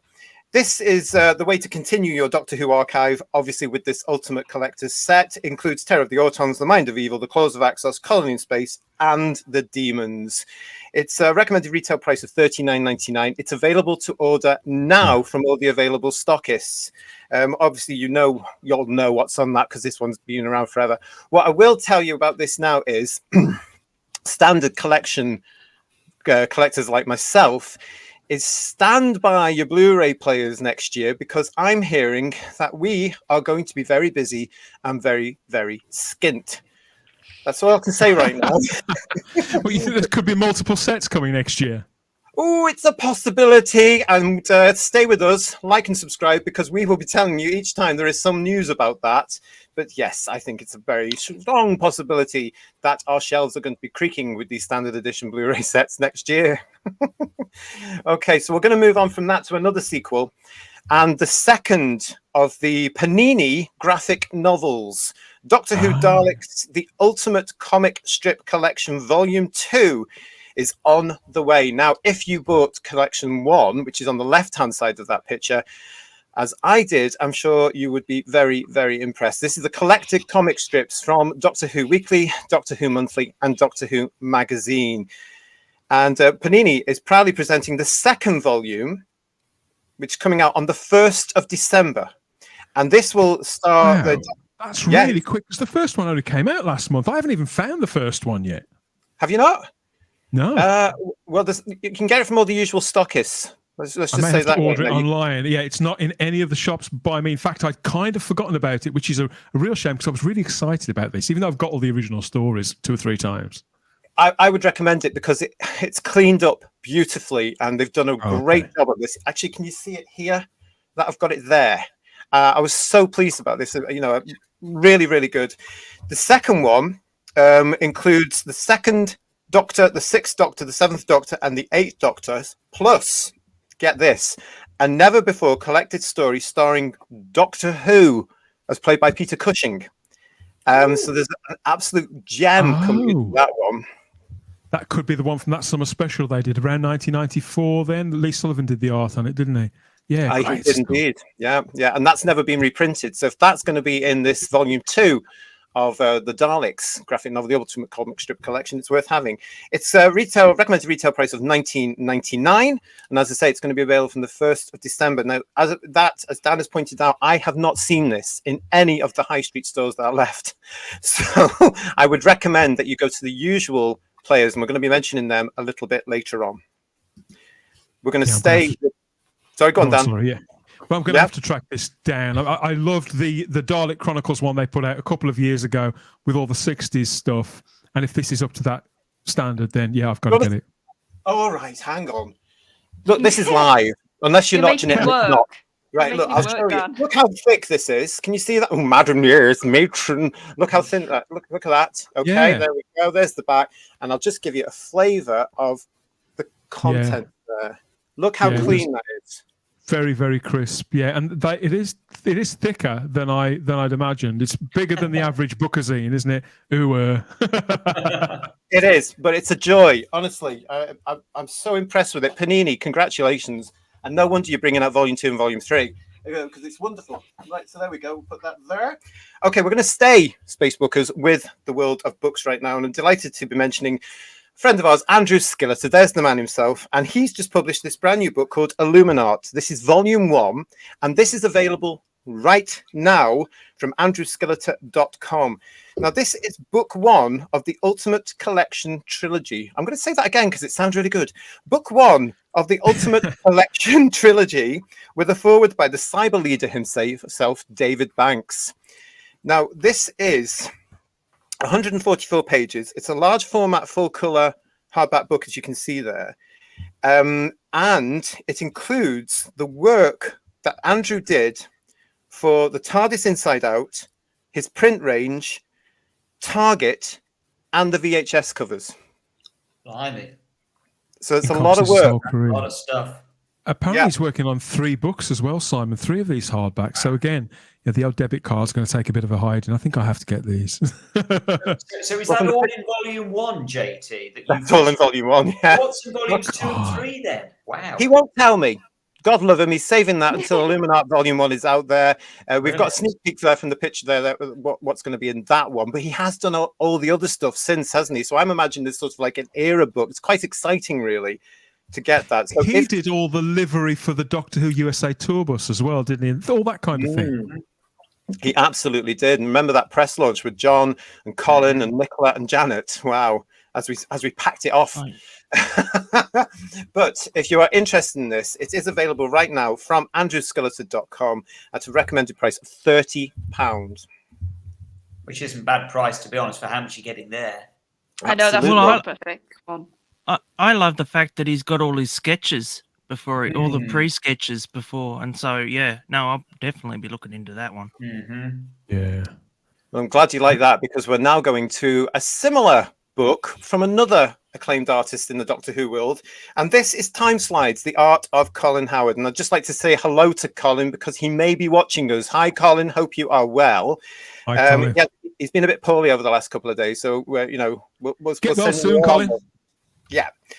Now, Colin Howard's art graced the covers of around 30 VHS releases back in the day, and this is for the first time ever collected together in Time Slides, the Doctor Who art of Colin Howard. Colin is opening the personal archive for the first time here, and will take readers on a tour of the original Doctor Who universe, from iconic videos to book covers, from illustrations to private commissions, featuring original sketches, unpublished designs, and a fascinating commentary. Time Slides will take you further behind the scenes than ever before. In the book, he also discusses the lack of reference material in a pre-internet world, achieving the high level of detail everyone expects from his stunning pieces. He also gets slightly personal as well, talking about his ongoing battles with multiple sclerosis, and meeting his definitive Doctor Who companion, and making her a promise, and much, much more. So this, again, is exciting, and the cover is stunning, isn't it? I mean, look at that cover there. It's fantastic. And this, of course, is this is released by Candy Jar Books, our friend out there. If you're watching, Candy Jar, hello there. And we're hoping to do a full piece on with Colin Howard. Colin, again, if you're watching, yeah, we're hoping to. It's in the pipeline, isn't it, Dan? We've been speaking to Candy Jar about this, because again, it's very similar in format to Clack, the Chris Achilleos book that we reviewed extensively on the show. So we'd like to give this the same sort of treatment. It certainly looks just as involved. I mean, look at some of the spreads there, the preliminary art and the final art. And all that text information. I just noticed all the doctors in the title. Oh, yeah, wonderful. Yeah. I mean, the arts that you can see there, a lot of that is from. In fact, I think all of those are from the VHS covers. No, Time Flight isn't, but the rest of them are from the VHS covers, and they were synonymous with the VHS covers after a little while as well. Plus, of course, Colin's art also appeared on a lot of the postcards that came through with Doctor Who Monthly in that period as well, which is fantastic. So. Can't wait to see Colin coming on and talking about that at some point in the future. Such a distinctive artist, isn't he? Oh, he's brilliant. He's fantastic. And if you are interested in this, it's from candy-jar.co.uk. The paperback is $14.99 and postage. And the limited edition hardback is £30 with postage. There you go. Oh yeah, it's going to be very expensive in some of these art books. But these are some of my heroes, Matt. Some of these artists, Andrew and Colin. I grew up reading books that were wrapped in their artwork. I was at a convention once in Cardiff, and I saw it was Coventry, where I saw Colin working away, sketching something there. He had really long hair then. He was, I think he was into like Bon Jovi and stuff like that. He got the John Bon Jovi look going on. But I remember seeing him working on something and just being inspired by how he was able to keep it all together and keep working while people were watching him and bothering him. Yeah. And I was looking to bump into Colin earlier on this year at Capital at the convention down in Gatwick, and it's the first time I've met Colin. And I have to say, he's just one of the nicest people you could possibly hope to meet. And he was there with his wife. She's lovely as well. They're a lovely couple, and so if you ever get the chance to go to a convention and see Colin, and he takes all his artwork along there, and he's just an absolute gent. He really is. So really looking forward to getting him on the show at some point in the future. Absolutely. So keep an eye out for that one. In the meantime, it's started again, hasn't it, Spacebookers? If you're here in Britain, and the great Dalek hunt of character options has begun as we once again troll the shops around the country at B&M to see if we can find the latest releases. And a big thank you also to Brendan and Jamie, who I met. They are here watching this evening. Hi, guys, because they met up with me this weekend, and we had a great time searching all the B&Ms we possibly could and going around to every store that we possibly could. And I'd just like to have a mention first, 2 character options. I don't like this new packaging. What they've done on this new packaging is they have got rid of the window, the plastic window that would normally fit in the box here, right? You can't see it, which means that when you put character options, when you put, and I happen to have one ready, when you put another one on top, eventually that's going to sag into there. And what they've actually done here, if you can see that, Spacebook, is this plastic is now molded around the action figures. And to take the action figures out, not only do you have to go through all this nonsense here, but you have to rip the back of the card. No, that's not good. Right? Which means that you're just ruining the box. And some of us like to have the inserts that you had. So I know you cut cost cutting, a little bit of nice respect would be. That's the way to make you buy 2 of them, though, JT. Well, I do on some of them. I must admit. They put artwork in those back cards, JT. They have like scenes in the back of them, so it's a shame to rip those, isn't it? Well, they did. I mean, they have stopped on these. This was the last stuff that we covered ages ago, Merchandise Paradise, and you're getting this bland sort of dead planet scenery behind them right now. And I know that's carrying through the last wave and on some of the ones we're just about to talk about. But this is, and not having the window there in the front, this is just some of the worst packaging I have seen. So while you're still around character options doing these things, can we have the old packaging back, please? There, thank you very much. Request over. And on that note, I'm going to tell you about what's coming up now, because here we have the next History of the Daleks set is set 11, Genesis of the Daleks. We have now started that approach here. So that's coming up from mid-November. They're about to hit stores from this month onwards, from mid-November onwards. We've also got History of the Daleks set 12, which is Destiny of the Daleks. And they look cracking, I have to say. They look better than the ones on television. So I love this is my era now. They're getting up into I so wish I'd have bought these. It's sort of an action figure part work, and I really wish I'd have got on board, but they're so hard for me to find. Yeah, exactly. Then you've also got a spin-off, if you like. It's called The Creation of the Daleks. What could that be, Spacebookers? That's right. Genesis of the Daleks. You're getting the Genesis of the Dalek, and you're getting the Genesis Michael Wisher Davros in that. That's going to be available from the same time. So this is all coming out from the mid-November. Also, I've got a bit of Davros figure. I'm intrigued by that Davros figure because it appears to have the little hatch down the bottom from Resurrection of the Daleks. What is that little hatch at the bottom? That's not in Genesis of the Daleks. I'm intrigued. I think it's just because they use the same base, because obviously what's going to come next is a Destiny one and a Resurrection one and a Remembrance one to finish it off. So I think they use the same base. I love the fact that the bases are weathered, so it looks like he's been hitting the sides of certain things like a dodgem car. Yeah. Mark Milford says the actual toy hunt is the hardest part of collecting, Jackson. You're not wrong, Mark. And, that's where we've all got to keep in tune with each other. So if you find these B&Ms in your local, get onto our Facebook page, the Facebook page, Type 40's Facebook page, and share the news of where you're seeing these things. And then we can all go around and get them. So that's great. As you can see on that one, those Facebookers and collectors, on that one, the background is actually one of the sets that you can take out, and you can place Davros and the Dalek in the bunker where Sarah Jane first sees Davros. That's the setting for that one. Good so stuff. That set itself includes a prototype and Leader Dalek A+ accessories and the Davros Michael Wisher action figure. And as I say, it's inspired by one of the most iconic moments in Genesis of the Daleks throughout its episodes there. Also exclusive to B&M as part of this range is the first Doctor with electronic TARDIS. Why are you doing that with the inverted commas? What are you doing there? Well, bring the picture up and I shall show you, because the first Doctor here as played by David Bradley. So for me, that is not the First Doctor. That is a version. Simon's out as well. Doctor. Yeah, so this is an interesting one. So this is based on the David Bradley version of William Hartnell's version of the First Doctor from An Adventure in Space and Time. It is an electronic TARDIS as well. So that means it makes the sound of the TARDIS arriving and going like it did back in 2005, 2006. I do agree with you. I mean, David Bradley is an actor I really like, and I like him in this role. And I would kind of like this. It's a nice likeness. But I suppose if I'm going to buy a First Doctor, it's going to be William Hartnell. It's no disrespect to David, but it's very muscular as well, doesn't he? I suppose big shoulders, he's a lot taller. David Bradley's a lot taller than Hartnell Used the was. He-Man body. Well, we did get the First Doctor model out at the beginning of the year, action figure based on the Hartnell, the proper Doctor, but it wasn't an electronic TARDIS. So this is a bit you couldn't find that one. Well, I'm a bit upset that they've chosen, and also from a fan's point of view, we were actually expecting the 6th or the 7th Doctor because they haven't appeared yet in the B&M range. So again, character, nice that you're playing around, but stick to the series, please.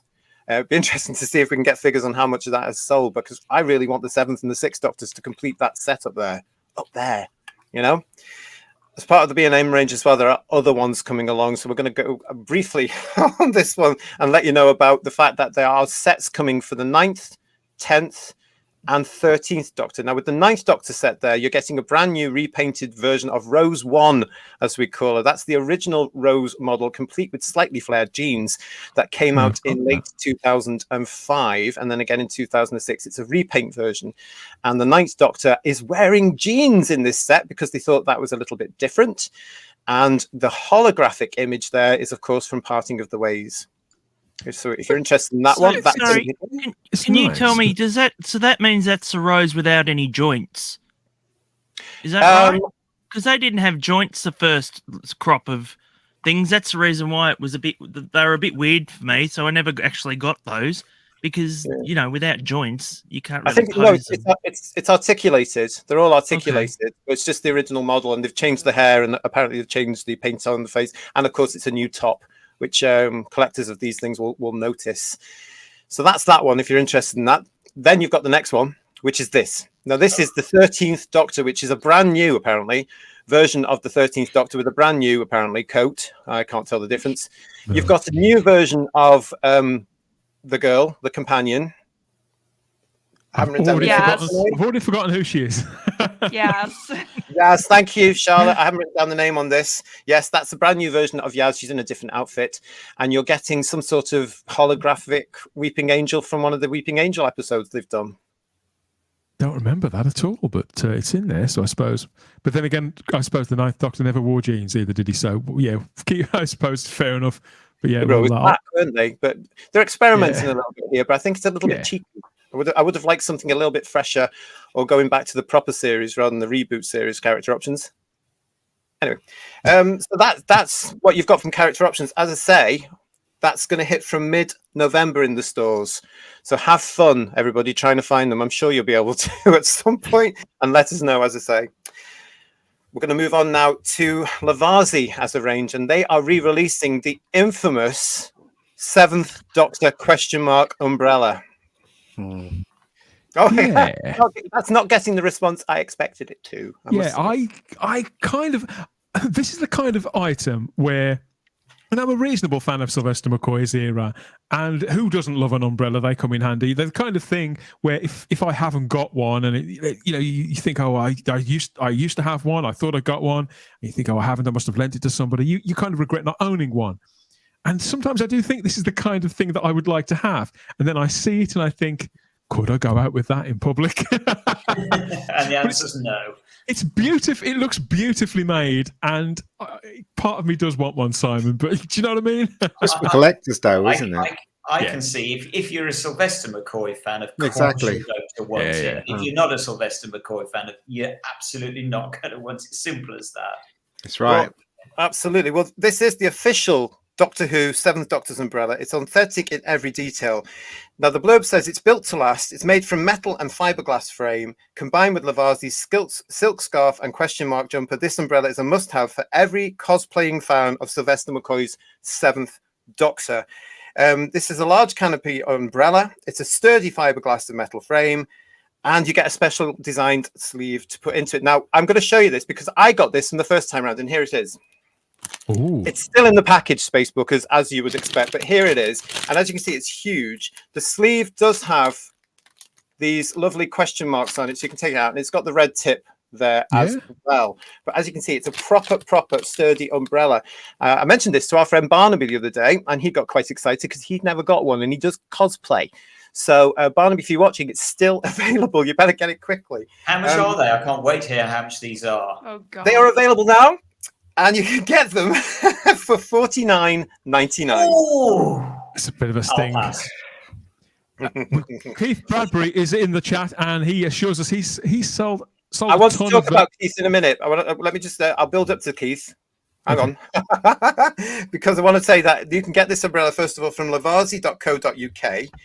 You can also get it from Amazon, the Who Shop, and Keith Bradbury is in the chat. So hello to Keith. Thank you for joining us, because I've had some Spacebookers from America saying to me, where can we get some of this lovely, lovely merchandise? So I got in touch with Keith Bradbury because Keith owns Whona at www.who.na.com.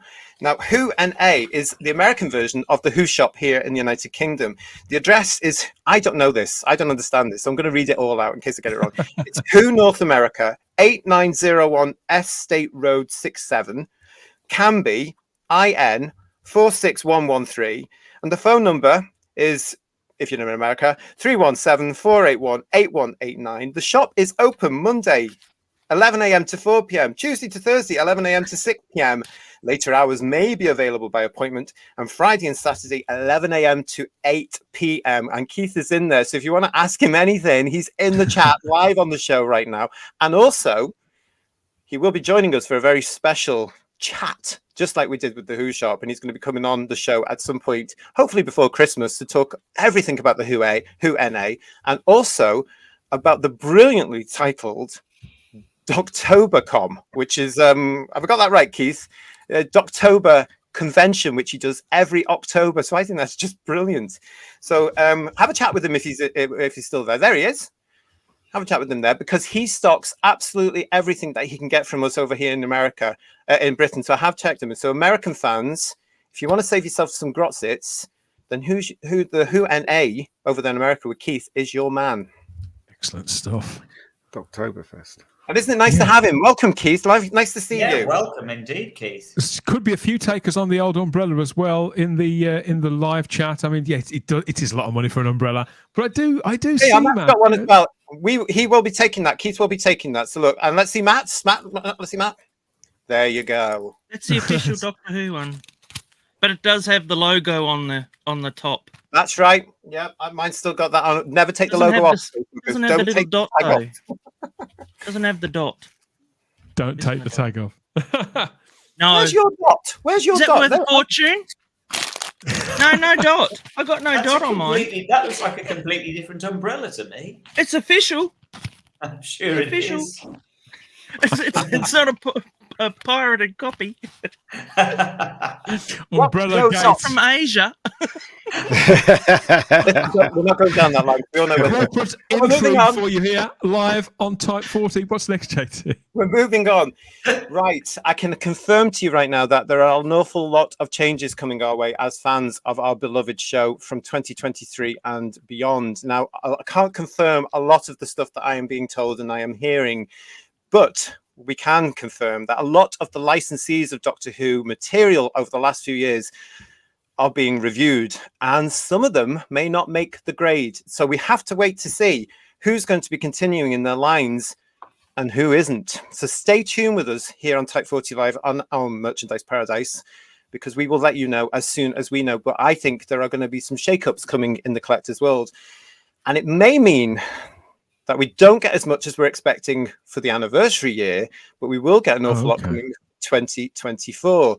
And that's a great time for a brilliant partnership between Forbidden Planet and Titan, because they seem to be going hell for leather in 2023. And that's all I can say. I have seen over 77 items of merchandise that Forbidden Planet and Titan are going to start releasing from right now. And we have a graphic to show you some of the stuff that is coming. That's what they're calling the Diamond Collection. It seems that they're putting out new items every month in waves. Listen, if you haven't got any money now, you're never going to have any money, because if you are interested in these things, this is what's coming. This is the Diamond Collection for the 60th anniversary. And they have started showcasing, as you see from this graphic, some of the over 100 items that are going to be planned by them throughout next year, starting now. This is in a partnership in conjunction with Titan Merchandise, and spanning the next 12 months, this original collection will showcase the past 60 years of every Doctor, starting with the first Doctor, which is released now, with pre-orders starting. Well, the pre-orders have already started. They started in late October, and this will take you all the way through to the 13th Doctor in August. Right, now they are billing this as the most comprehensive range of Doctor Who merchandise Titan merchandise has ever created, and it is exclusive, available through Forbidden Planet online in stores and at the UK conventions. Each month, Forbidden Planet tend to release exclusively designed range of products with some deep dives into the Doctor's past. Now get this, Spacebookers, that is the tip of the iceberg, what you can see on there. You will be able to get everything you see there, plus art prints, enamel pin badges, keychains, mugs, coasters, and more. All 100 of these will be exclusively numbered and not always released in order, so you can mix and match them. And once they've sold out, that's it. They will never be produced again. So what we've got there is this month's release for the first Doctor. And as you can see, it's Wanderers in the First Dimension. The Fourth Dimension is the actual theme for the first Doctor. So if you are interested in any of that, you can order them now or pop into the shops. There you can see every Dalek story ever. Now this is, it's a t-shirt, and you can get it on a sweatshirt and a hoodie as well. And what it does is you can see very plainly there, it's got a Dalek image with the titles of every Dalek story right up to the Jodie Whittaker era. On top of that, they're also doing a Cyberman one. I quite like these. I think they could have. I'm having that Cyberman one. So am I. No, me first, not you. I like that master. That's a really good Delgado. You like that one? In the middle, yeah. Well, they're the first three of the villains that are coming. I can't even consider what's coming next, but they've done every Dalek story ever, every Master story ever, and goodness knows what's going to come next. But the Cyberman one, I do agree. I think that looks really eye-catching, doesn't it? It does. It does. I want to particularly with that light, with the shining light right at the top of his head there, and yeah, it's nicely done. This, and they've used all the correct typography. I like the fact that what they've done there is they've used the correct typeface from the correct era for each of the.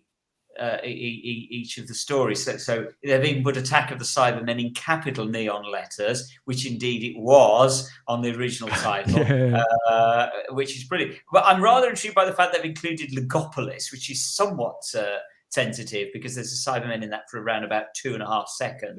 That is a bit tentative, I feel. But it's nice. He's there though. Proper classic Cyberman on some merchandise for a change. And it shows just how good they look as well, because it is a great picture that they've chosen there. And as I say, these are sweatshirts, they are t-shirts, they are hoodies. Gosh, there's a load on those there. So that's available. They're available now to pre-order and to order, because there's a mix of this. I will go through the list for this. Obviously, as I say, November is the first Doctor. December 22 is the second Doctor. January 2023, the third Doctor. February will be the fourth. March will be the 5th and 6th. The 7th Doctor appears in 2023 in April. The 8th and the War Doctor appear in May. The 9th Doctor in June. The 10th and the Meta Crisis Doctor. What? He's taking the slash. Well, you haven't heard anything yet, but that's going to be appearing in July. The 11th Doctor and the Curator will be appearing in August. Oh, what? They're really milking it, aren't they? The 12th Doctor comes along in September, and then, yes, you can guess it, in October is the 13th and Fugitive Doctor. Yeah. God, people no. I know that's a lot of, I mean, I suppose they're covering all bases. There can't be people who buy all of that, can there? I mean, does anybody have that amount of disposable income, even when there's not a cost of living crisis? If you know of a Doctor Who fan that's buying all of that, please send me their name and number, because I will marry them. It obviously means you've got more money than sense. Ta! And take a I picture can of my send next that. door neighbour. Sorry. Hey, please. Thank you. That's the Forbidden Planet stuff that's coming along there, and you know the prices will range from $2.99 upwards, apparently. So keep an eye on all of that. I will not be showing you those on Merchandise Paradise every other week. I can assure you. You've got the main list there. If something eye-catching comes out or something unique comes out, then we'll put it onto the show. But if not, go and look yourselves. Is that all right, Space Bookers? Because there's a hell of a lot there. As I say, I've seen over 77 already, and there's over 100 planned. Do the research, darling. Right. Let's go and get some books, shall we? Let's take a trip to the bookshop. And Doctor Who Rebellion on Treasure Island is up now for pre-order. This is going to be released at the 20th of March, 2023. It's by Bale Ross. It's a 304-page original novel, and it stars the 11th Doctor and Clara. We have no cover artwork for this yet, so heaven knows. But it's part of that Penguin Classics looking line, isn't it, of original novels? So I would imagine that's going to come in quite distinctive and on past experience, quite a nice package, or quite a nice dust jacket, or whatever else they're going to put it in. It's going to look nice. I would expect it to be more uniform to the Treasure Island one and whatever the other one was. That. So if you're getting them, I'm sure you're very excited. And I have seen some reviews from fans who are saying they're really, really good. I would hope they would be as well, with them being original novels. And we all know the history of original novels with Doctor Who fans. So if there's your next one coming. It's available to pre-order now, as I say, from all the usual stockists. We're going to move slightly now into the forthcoming CD and download pre-orders. And we're going to start. I'm going to start with the graphic, if I may, Dan, that shows what's coming all in one. You are going to be getting very shortly the Romans, the Warriors of the Deep, and the Time Monster. And we are delighted because only this week and today, there it is. That is the cover with the brand new 60th anniversary logo for the Romans. This is the Target novel audio version in the series. It's going to star Tim Treloar, Jamie Glover, Dan Starkey, Claire Corbett, John Culshaw, Maureen O'Brien, and Louise Jameson as they read Donald Cotton's very, very funny novelization, which is listen to this quote. This is a shining example of the wit and drama of Doctor Who. So for those of you who didn't like anything with that logo on, what do you think of that one? Let me know. Absolutely stunning. I mean, it's a great classic piece of artwork. This was an Andrew Skeletor piece, wasn't it, Simon? Yeah, absolutely. And it's just lovely to see the proper Doctor Who logo back where it's supposed to be. And it looks like proper classic Doctor Who. It looks like a Target cover. And I have to say, you know, The Romans is one of the best Doctor Who books out there. If you've never read it, you are in for a treat because it is a work of genius. Donald You Cotton. do laugh at it, don't you? When you're reading, you do laugh aloud. It's utterly, utterly brilliant. The Mythmakers, actually, I think is the very, very finest probably Target book out there. So you know, go and hunt down the Mythmakers if you haven't. But the Romans is a brilliant read as well, and I can't wait to listen to this with Louise Jameson in. Yes, I mean, come on, that's brilliant. I'm looking. Go on, sorry, Matt. No, that's okay. That title just pops. Yeah, it's it does, beautiful. doesn't it? And now that I've seen it on something, even though it looked good, seeing it on an actual product is just, it's going to be a great, great year, I tell you. It just apparently looks this is a draft cover. I mean, somebody who works in publishing, I can tell this needs tweaking. This needs a bit of TLC. I still think the typography is not quite right, but the matching of the artwork, I think the artwork needs the contrasts turning up. I think they need to look at the color balance here, but the logo in place, in situ there. With the font, the artwork is very sensitively positioned because obviously originally it would have been on a paperback novel. The dimensions were slightly different. So yeah, this feels like Doctor Who merchandise. And I've sort of regretted not getting in on these before, but I think this looks just beautiful I have stuff. said that on this show before. They are out of print. This is the problem with the original ones. They're all out of print now. You cannot get them unless somebody like Who or the Who Shop have them in, which I did notice when I was in the Who Shop a few weeks ago, and I was tempted, but I didn't. Because there's so many of them now, and all I could think of when they came out was shelf space. And I wish I hadn't been so stupid and just got them, because apparently they're great. But that one with the Romans, that's your first one for January 23. That's going to be released on the 5th of January. It's nice and early, available to pre-order now. The recommended retail price for the CD is £23 and the download is £9. The Time Monster, lots of forewarning for that, is the 16th of March, £23 for the CD, £9 for the download. And again, the same price. Warriors of the Deep will be with us on the 4th of May. So there's the first of the Target novelizations on audio. What's coming next is the first of the original novels now for 2023 on audio, with The Ice Kings by Neil Bushnell. And as you can see, there is the cover for it with the 60th anniversary logo. This one is read by Maureen O'Brien. And again, nice and early, Spacebookers. This is going to be out on the 5th of January. It's available to pre-order right now. Doesn't the logo look good on that? Blue on blue. Yeah. I was going to say, that looks even better.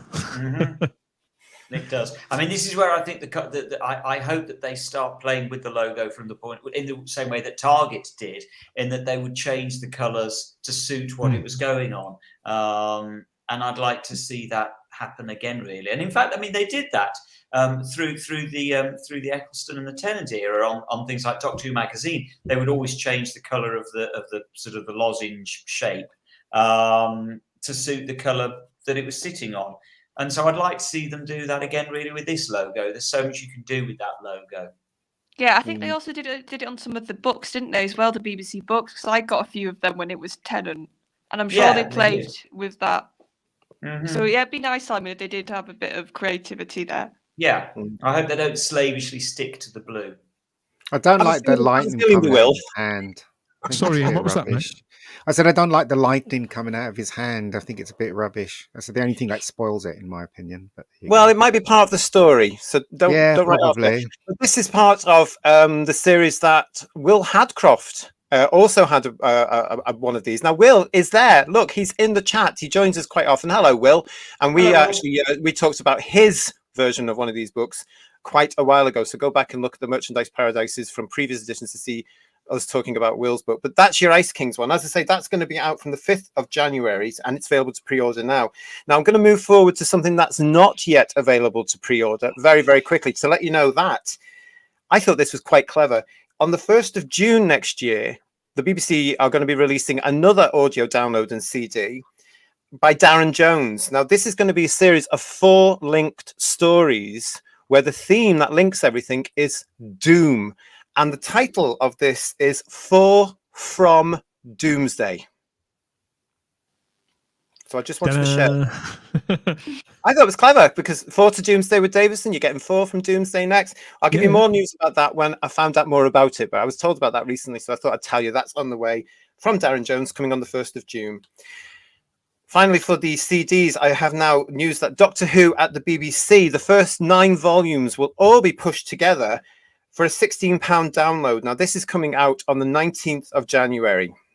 That's a great value for money. I've got all these on CD, and they're brilliant. Yeah, if you're not aware, Doctor Who at the BBC, well, this is a fantastic series. This is where each CD goes in depth into the archives of the BBC, right from 1963 up to the current day, really.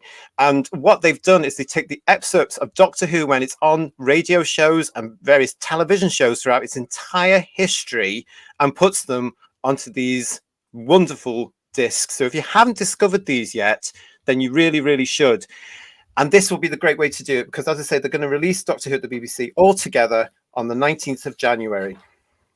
I meant to ask, there's a documentary when Doctor Who first came out. I couldn't watch it because it was about a 6-month wait. So, but I was able to stream the radio show that they did with Christopher Eccleston. They were doing behind the scenes sort of thing, and it had the guy from Giles from Buffy. Anthony Head. Yeah, I think that's on this. That's on. Oh, excellent! I'd love to get that. I really would. Definitely in there. Because they followed it every week, and I just loved it.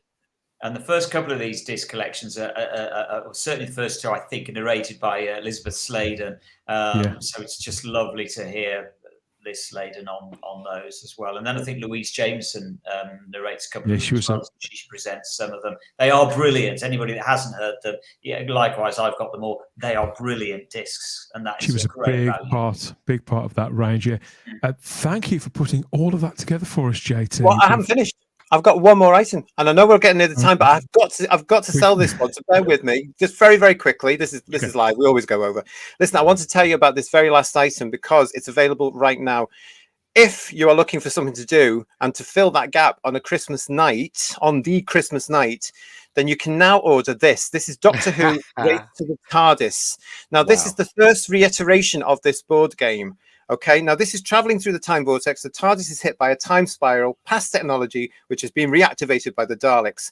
The collision has scattered 3 key components to the TARDIS throughout time and space, and the Doctor must use what is left of the TARDIS's telepathic circuits to break the laws of time and enlist the assistance of his former incarnations and numerous traveling companions. What you get in this is 15 playing pieces and counters, 32 encounter cards, 20 companion cards, 18 TARDIS part cards, 1 6-sided dice, instructions. It is available now and exclusive to the Works. So it's theworks.co.uk or selected branches around the country, and it's £15. It's available now. It's been out before with a different box with the recently departed lead actor, really large on the box. I noticed that they've made her quite small on this now. We've got all of the doctors there, and this looks like something that I wouldn't. Looks like something that I wouldn't be embarrassed to go and buy. It's quite a nice thing for a Doctor Who fan or group of Doctor Who fans to play at Christmas, maybe. Yeah. Well, I've got to reiterate, this is the 3rd edition of this. Capaldi was the first Doctor to take the cover of this, then Whittaker, and now all of them. But this is the expanded universe, and they say they've changed it a little bit with extra bits and pieces in this. So if you've got the other 2, you'll want to get this, I'm sure. But it's a lovely present, and it harks back to a time when board games, of course, we all used to huddle around them at Christmas and play them until you were bored to death, if you remember. But that's that's the only board game I could find out for Christmas, and it's out there now. So if you're going out at the weekend, you want a board game for a present or for yourself, get into the Works or go onto theworks.co.uk in the United Kingdom, and there you have it for £15. But it's ridiculous. It's ridiculous when the Fugitive Doctor is bigger than Doctors 5 and 6 and 7. It really annoys me that. So I will not buy this on principle. It just really annoys me, that does. It's ridiculous. Exactly. Well, if this is the 3rd edition, Simon, there's bound to be a 4th out, hopefully to tie into the anniversary next year. It wouldn't surprise me, but if you want something for this Christmas, then there you go. There. Thank you so much for joining MP on this one. Don't forget to like and subscribe. I'll be back as soon as I can with some more updates, hopefully to take us further into 2023. Stay tuned. Yeah, thanks for putting all of it together. So much there. A feast for the eyes, and we see the brand. I think we see the brand sort of recovering a little, and I'm sure this is just the tip of the iceberg. I can't wait to see what's coming next. New lines of merchandise, things that have been successful before, maybe given a bit of a repackage, a respray, and dusted down. I think that the entire brand has been bleached clean, and I'm looking forward to getting some of this stuff, particularly some of the audios. And I may well treat myself to a sweater. I'm not sure which one. I quite like. I think it could be the Cyberman one, Ian. But cheers again for that, JT. Always good to spend a little time on Merchandise Paradise.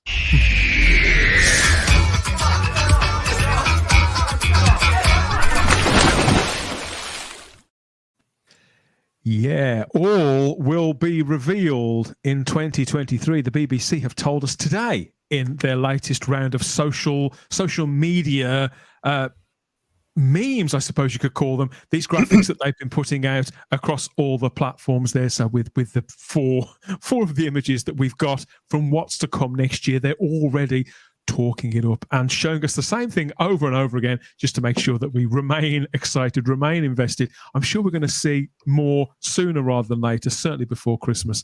But then we've got that line from David Tennant's 14th Doctor there. So I don't know who I am anymore. He says that, doesn't he? In one of the moments that we've heard already.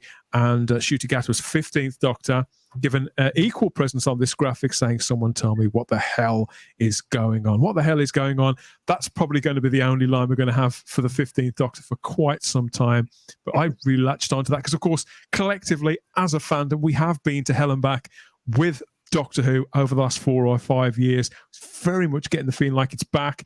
The diamond logo is back. The Doctor is back, and I think that fan enthusiasm and fan hope is largely back. I also love the fact that the BBC have used the Type 40 podcast background there of the smoky blue star field. Cheers, BBC. I noticed that as well. Naughty cheeky monkeys. Studio. But I have noticed, and this is something I wanted to get around to, but I have noticed we talked last week extensively about the big Disney Plus deal that was announced just over a week ago. And I think generally speaking, most of us here were pretty enthusiastic about the lay of the land from here on. But as the week concluded, and afterwards too, we haven't actually been given any more information about it. We've had no more quotes, certainly that I'm aware of, apart from the one that you mentioned from Russell earlier on, JT. But people are really running with this. And I think the story, we haven't been told any more information, but I think that people are embellishing it and making assumptions about what's coming next. Because there is, there is a truth to the fact that Disney's involvement and that American involvement, and I say that with the air quotes too, American involvement may change the show to some degree or another. But we were pretty plain about it last week here. We accept, yes, it's not just a deal, a streaming deal to carry the show, to broadcast the show. Disney Plus, Disney, what do they call it? Disney Television? It's a different division, isn't it? Disney Plus, they do have some creative input into this process, which to me, it seems perfectly reasonable. But you must have noticed people have really jumped on this, Charlotte, and it's been it's now, there's multiple YouTube videos being made on it, multiple articles across mainstream media and fan press. And I get the impression that people are running in the wrong direction with this and panicking a little. What do you think? I'm definitely getting a sense of panic. I agree. I think it's this fear that they're going to take over. That's what I've seen a bit. This idea that it's no longer going to be British. It's no longer going to be what we know it as. And I just think we can't think of that yet. It's too early. I think they will have some say because creative control has been mentioned, but I think people are just, because of the last couple of years, creative input is very different from creative control, though, isn't it? Yeah, creative. I agree with you. My feeling, obviously, we'll know more once we see it, is creative control. I think it will be with the look. I think they'll want, if they're putting Doctor Who next to their big expensive Marvel shows or their big expensive Star Wars, they'll want it to look the same level of sort of appeal and cinematicness and sort of scope. I think my feeling for the beginning of this is that they want it to have this big scope, and Disney, I think that's what they're pushing for. And I think that's what they're looking at possibly. Earlier on, Simon, you talked about what you felt. You spoke from the heart. I know Star Wars is something that was very important to you. A lot of the things that I'm seeing from people is Disney ruined Star Wars. They're going to ruin Doctor Who. But to me, this is a very different prospect. Disney Studios bought Lucasfilm. Disney haven't bought Doctor Who. They haven't bought Bad Wolf, and they've certainly not bought Sony. It's a totally different prospect. So I feel, with the best will in the world, that people are losing their S over something that may well come to, if not nothing, then next to nothing. Where are you at with this? I mean, it's been a week now. Is it sitting well with you? It's not that it's not sitting well with me. It's just not sitting well either. I'm kind of on the fence on this one because I'm just nervous about what this might mean. But I really do think Charlotte is right.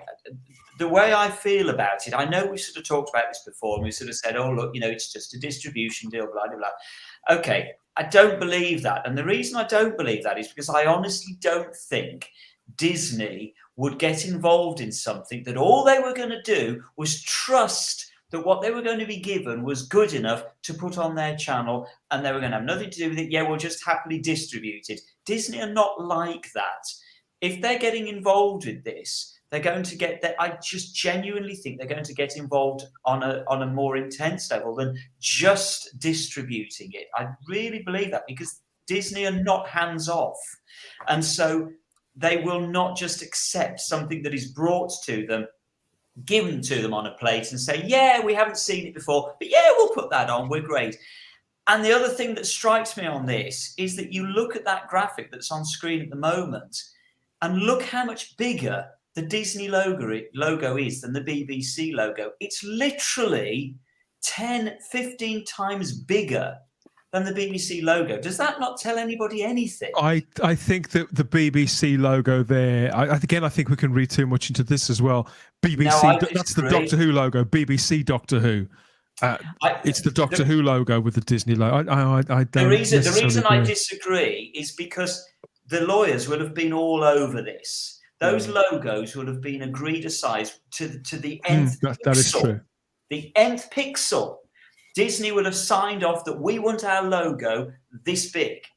And so nothing is done in the modern world, in the corporate world, nothing is done accidentally. That Disney logo hasn't just ended up bigger because the designer decided it looked quite cool. Simple as that. But it is always positioned. For example, it's always at the bottom, directly in the middle like that. It's always the orientation of that logo in relation to anything else on promo material is always exactly the same.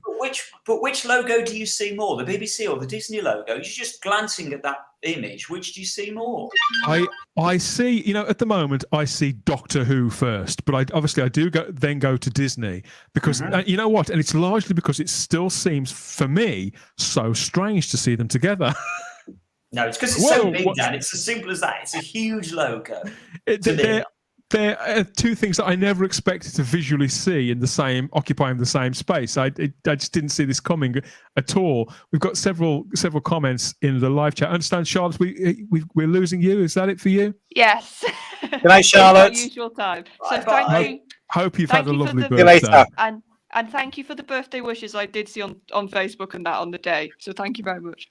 Had a lovely time. Good night, Charlotte. Paul Murray asks, do we know if Disney has any artistic or creative control or simply buying the rights to show it globally? JT, where do you view this? I think everybody's panicking for absolutely no reason at all, and I don't understand it. This is a fantastic business deal. I can't wait if they want to give us the details, because it's no longer in the public hands. They don't have to share the information. But if they decide to at some point, I can't wait to see the full business plan of this and how this has come about. I mean, we have here BBC Studios, Bad Wolf, Sony's involved with Bad Wolf, and you've got Disney.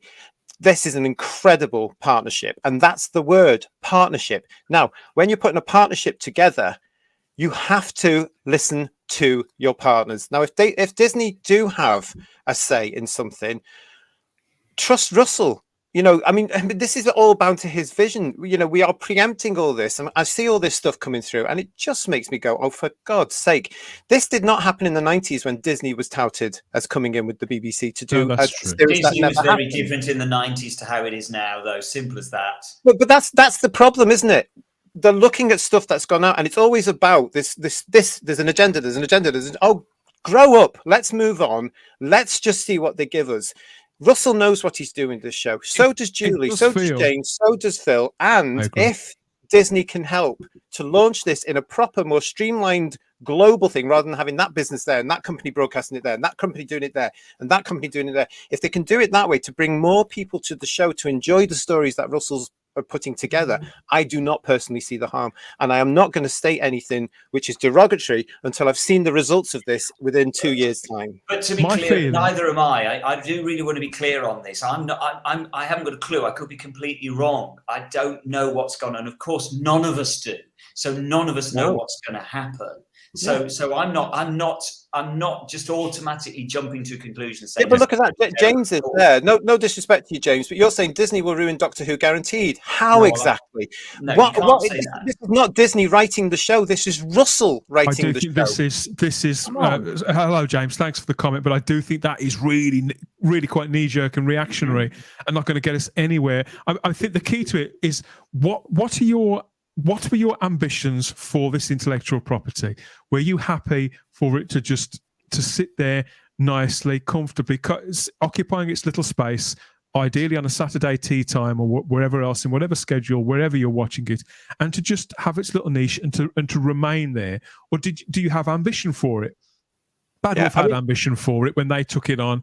Russell's always had ambition for this. He talked about it before he got the gig the first time, and he's continued to talk about it since. We were doing all that years ago. So the question is, do you continue to do what you've always done and just have your little niche like the classic series did for 26 years and then eventually just vanish? Or do you try and be ahead of the curve, or do you upscale it and to upscale something and to get ahead and to evolve something like this in the 21st century? It's about finding a streaming home. Now, I'm not necessarily saying Disney in particular, but I think they were right to look for an international streaming home that this series would become a go-to place for. As I think I said on the last show, you want to watch Stranger Things, I go to Netflix. I want to watch Reacher, I go to Amazon. They become synonymous with those places globally. That's the way everything is going. You either if the BBC didn't want to get on board with that and comply with that, that's viable too. But obviously, you then manage your expectations, don't you, Ian? You think, okay, it'll be happy. It will keep it as that little show. But if you think, okay, I want it to be on that stage, you've got to look at a partnership with one of these places and then whittle it down to which is the most suitable. How do you feel about this? Because I know you're not Disney's biggest fan, and we're all too aware of editorial concerns they've got on some of their own content. But why do you think that it's Disney that have ended up being the brand that are badged on this show now? It's because of what they've done in the past with other IPs, Marvel and Star Wars. They've literally destroyed them or put the agenda in and stuff like that. That's why I can understand James's comment, because that's what they've been doing to other stuff as well. So it is. No, hold on, stop. So it is. He is making a bit of sense. Yeah, we are worried. I disagree, JT. And I'm disagreeing with you. I don't think that okay. This is Look, JT, just hear what Ian's got to say. I just, no disrespect to you, JT, and you might be right. You probably are right. And I've got my fingers crossed. And the same thing with Simon. We've got our fingers crossed. We hope that this agenda does not take over Doctor Who. That's all I'm saying. That's all I'm saying. All I'm saying is I am sick and tired of hearing various YouTubers especially going on about agenda. Because it exists. Like we've lurched from one agenda to another. Well, yes, I'm saying. JT, it exists, right? And it hasn't disappeared. It's it's in rings of power. We don't know what's going to happen. I know. Look, I don't want to fall out on this. I don't want to get angry at this. All I'm saying is that it has presented itself in other shows, so there is a chance that it's going to present itself in Doctor Who. I hope not. Part of that is not down to a corporation. Part of it, you've also got editorial staff. You've got showrunners, as the Americans call them there, which we have now. They've brought all this in. It's tired now to hear about this. We don't know what's going to happen with this. Everybody should just calm down with it. No, Doctor Who is only just now going into production with this new series. But the thing is, when you say calm down, I'm completely calm. I can assure you I'm calm. And also, to put this in context, I absolutely love Disney parks. I love Walt Disney World.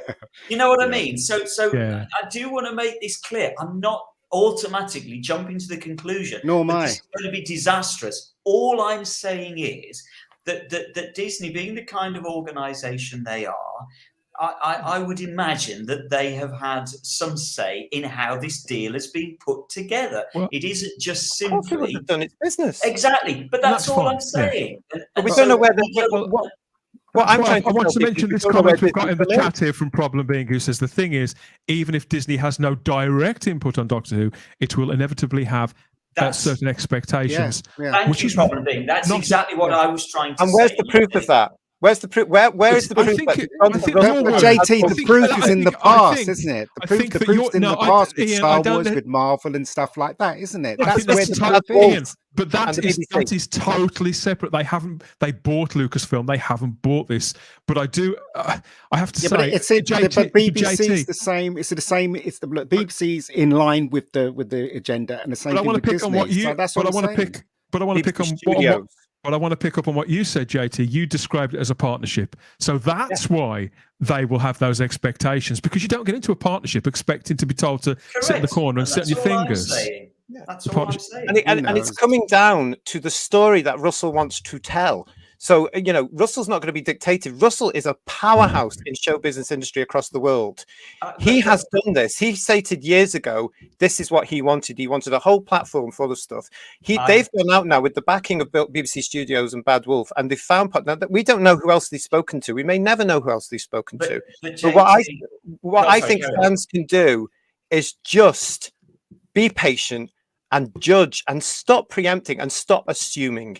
Never assume is one of the first rules of sales. We're not assuming. Yeah, We're just a lot of people in the you say that don't assume, but yet you're assuming that it's all going to be your way, or all the way you think. So it's both sides. I'm not assuming anything. I'm waiting you are. I think what JT is saying, that Russell T is going to be doing what you exactly are saying. Yeah. No, you're Ian, assuming Ian, that's not what he just said. like the other side. Ian, that's not what he said. Rubbish. JT has said, to wait and see.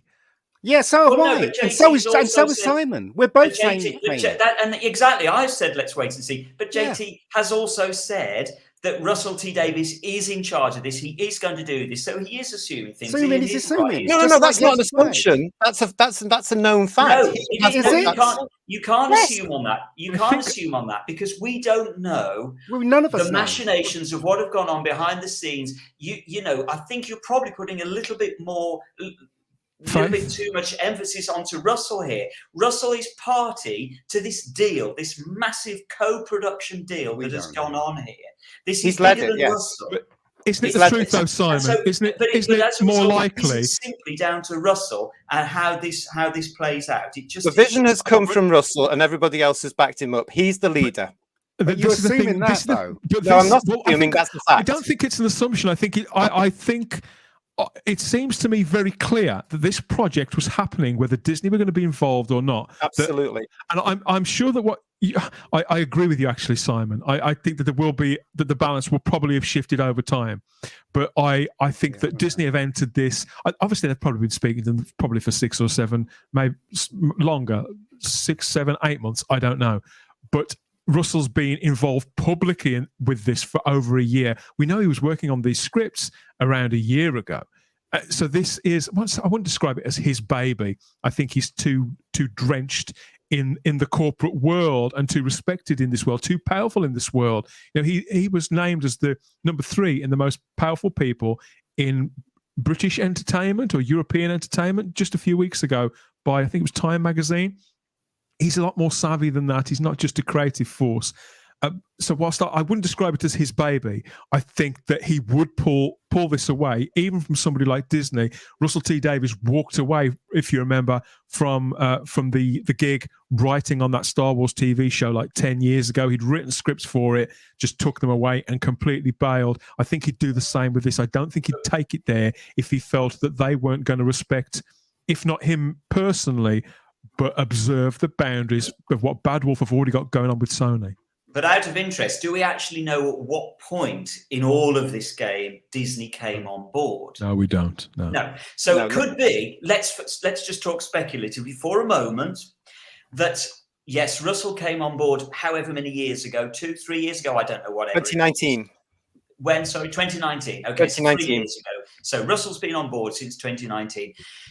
Do we honestly think that Disney came on board in 2019 alongside? No, exactly. No. And so we simply don't know what has Sony didn't get involved until a year ago, did they? For all we know, it might be that the news breaks next week that Russell T Davies is now off the show because he can't get on with certain other players that are now behind the scenes. We just don't know. Again, it's all speculation, and there's nothing wrong with that. But we have to accept that it is all speculation, and we simply don't know what is going on behind the scenes and how this will play out. And the biggest thing about this is that the only people that will actually care, well, personally I don't, because I don't think it's going to harm the show one way or another, are fans.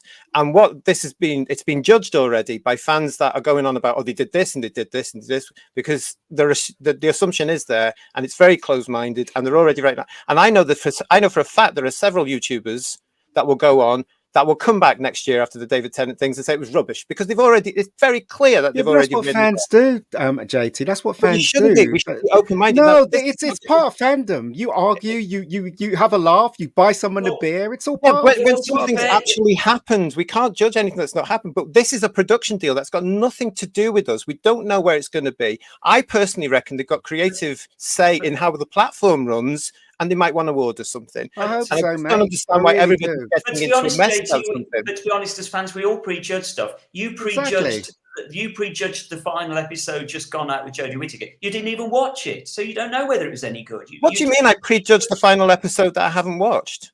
Where have I done that? You give me that example of where I've done that. The last one, the episode that's just aired, you prejudged it by not watching it. You decided you weren't going to. I haven't watched any of it. No, but that's exactly it. So but this is what you made the decision. You don't like it. But no, that was my decision not to watch it because of other factors that were coming. It just didn't seem like the show I wanted to watch. You prejudged it as a result. So that's what we do. We do prejudge. We all prejudge. It's what fans do. It's what fans do. You know, I mean, I don't blame them. I don't blame them. What I'm going to do here is I don't care about the role that Disney's got into this because I haven't been affected by all this other stuff for the last couple of years. That's fine, JT. Because, but what I'm saying here is I don't understand why everybody is taking baggage from other stuff and baggage from other people's opinions. That's their prerogative. The show already now because nothing's done. They haven't even started. They don't start filming till the next couple of weeks. But all seriously, JT, it's fun. It's fun. It's what fans do, isn't it? It's what fans do. They speculate. Well, from a business point of view, I don't think it's fun. I think it's judgmental nonsense. And just enjoy the stories that are broadcast, because the behind the scenes deal and the production deals and the partnerships are nothing to do with us at all. It's what's broadcast on the screen that we should be looking at, and at the moment there's nothing there, and that has to wait till next year. How we were all exhilarated by the sight of this diamond logo, what it symbolizes, what it means, what it's going to represent, and what it's being used for. The intention behind this, behind bringing this brand back on track, bringing this series back to popularity, focusing, powering it, fueling it with legacy and integrity and a sense of its own identity. This show knows itself again. I hope so. We felt this way not that long ago, but within days, I do feel, and I understand it up to a point, that there's a section, a percentage of the fan base, particularly in YouTube, who are kind of addicted to the outrage and feel better almost railing against something, as if pessimism is a strategy in a default setting. I think we do have a right to ask questions, obviously, and I do think there is grounds for a certain amount of concern, but I think it's concern with a really small c, and I don't think it's necessarily the kind of concern that we're seeing amplified. I think there's concern that a series like Doctor Who could lose its identity if it goes too glossy, for example, if it loses the warmth that can come with those big international shows.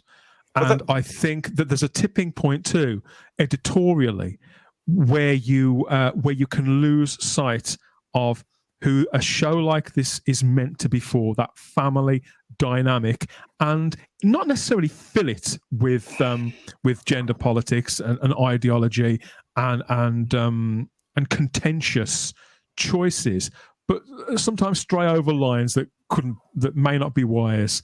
That's where I admit that's where it all comes down to, isn't it? People are concerned about those sort of policies that were in it, but there's nothing to prove that it's going to be like that. And that's where everybody needs to roll back a bit and just say, well, let's wait and see what's going on. Because it all boils down to that. Looking at it from the other side, JT, I think that the thing that sort of blots it slightly is and you know, you yourself were very vocal about this, is that Russell has said publicly some pretty outrageous things on public stages at award shows recently. He's been quite aggressive, really, for a man. You know, I think Russell's a very intelligent man. Seems to be a very warm man, very good with the fans, but he has lost it publicly and said some pretty ridiculous things. And so people who maybe don't know his work so well, who aren't so familiar with the way that his other productions have gone, and maybe haven't seen full interviews with him. All they've seen are these snapshots, stood at podiums, waving his fists and thumping. That's all they're seeing. That's what's making the headlines. And you can see why people would also be concerned by that. That's the guy who's running the show. You know, you said it yourself as well, didn't you? And I'm somewhere in the middle because of that. I think, can I place the faith in this man now that I did in 2004? Yeah, but also, you know, you can hear the fact that has been addressed internally. And again, we don't have anything to say about that. That's none of our business. And if the business wants to address that internally, that's what they will do. And I understand that has been discussed internally. So we shouldn't really bring that up or comment on that sort of stuff. No, we don't know. But we have to look at the fact that, you know, coming from what's just gone on now, it was either that or cancel the show. And they've gone to Russell to try and save the show. And that's what he's trying to do. And he's trying to bring this in and make it more accessible along the way. And it's getting more money than it's ever had before. And I understand what you're saying about glossy, but it is being produced in Britain. It's being written by British writers. It's being directed mainly by British directors. It's being produced by a brand new, in the scheme of things, British production company called Bad Wolf, who do some wonderful stuff. I've spoken about Discovery Witches and other shows that they've done on this show many times. They produce some wonderful things. I watched his Dark Materials, and that was Dark Materials. Looking back, that was really, really glossy. In fact, the look of it on screen was, now I think about it, very similar to that last scene with David Tennant. It has a sort of unreal sense about it. It was glossy, and yet it was, and it is quite a warm show too. It does feel British. I'm hoping that, I mean, they're about to screen the final season of that. I understand that Doctor Who is occupying the same space. It's taking its place, in their production schedule. It's sharing the space that it used to have with Discovery of Witches as well. That's where some of the standing sets are going into, I believe. But again, they haven't said anything. This will all come out in Doctor Who magazine, I am sure, from the end of this year onwards, and we'll get to know more as Russell wants us to get. But I think everybody just needs to take just a sigh of relief that the show, at this moment in time, potentially is gaining ground again with the public in the United Kingdom. And we have to remember as well, American ideas are not British ideas. It's a different national American outlooks are not British outlooks. We can't confuse the two. And this is a British show with a British team being made in Cardiff, of all places, which Doctor Who made very popular and quite rich at the time. So, you know, let's just see. You know, I'm willing just to see what happens, and then I'll come back in a couple of years' time, and then I'll say yay or nay. Because it is quite a long way. I mean, I would suggest, as somebody who's somewhere in the middle with this, I'm generally very optimistic, but I understand the reservations. I'm going to, you know, I recommend watching his Dark Materials if you've got worries about the feel of it, because that was made in HBO. Were a big part of that production, a larger part than Disney seemed to be with this, and his Dark. A Discovery of Witches. I know that's a lot more of a domestic production made with Sky, but I think some American production company was involved in that too. So I would perhaps go and look at those things and then see. I mean, Disney are the biggest, I know, but I don't know. I'm more inclined to believe that they wouldn't have approached this deal any differently than the other deals, just because it's with the mouse. And I know they're very, very powerful, blah, blah, blah. Should take a look at some of the comments in the comment section, see what people have got to say, because we are getting on. A problem being, says the BBC should be a streaming service internationally.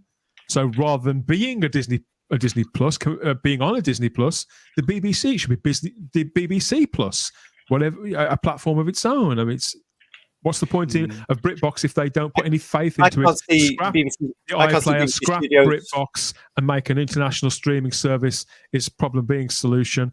I can't see the BBC Studios having that much cash. The BBC Studios has to have partners for most of the stuff.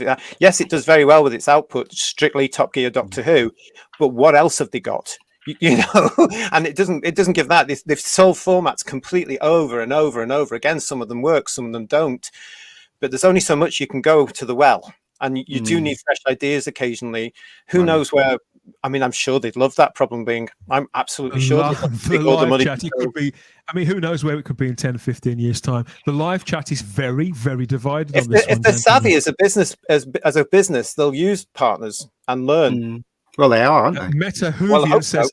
Meta Whovians says, "Hi, Meta says, Ian, you're not right here." Whereas the problem being says, no, JT, agenda is not something we should get over. We need to put an end to it because it's cancerous. So he's very hard line on that. I mean, Lee is. I understand where Lee's coming from that, and I am against these sorts of things as ever. But we don't know if there's going to be an agenda in the next series of Doctor Who. That's again just the assumption. Let's just see what it's about before we write it off. Let's enjoy this. Writing it off though. No one's I think a lot of people are, Ian. I mean, with respect, we have got James Fitzpatrick who said they're going to ruin it. And I've seen a lot of that. I've seen many YouTube Well, they're videos. entitled to their opinions, mate. Yeah, of course they are. Of course they are. They are entitled to their opinion. They're entitled. We're entitled, and we're positioned to push back. That's right. To push back on you that. Want? Yeah, absolutely. But that's the whole point. That's what. That's fandom. It's just healthy debate. Yeah. We are all allowed our fandom.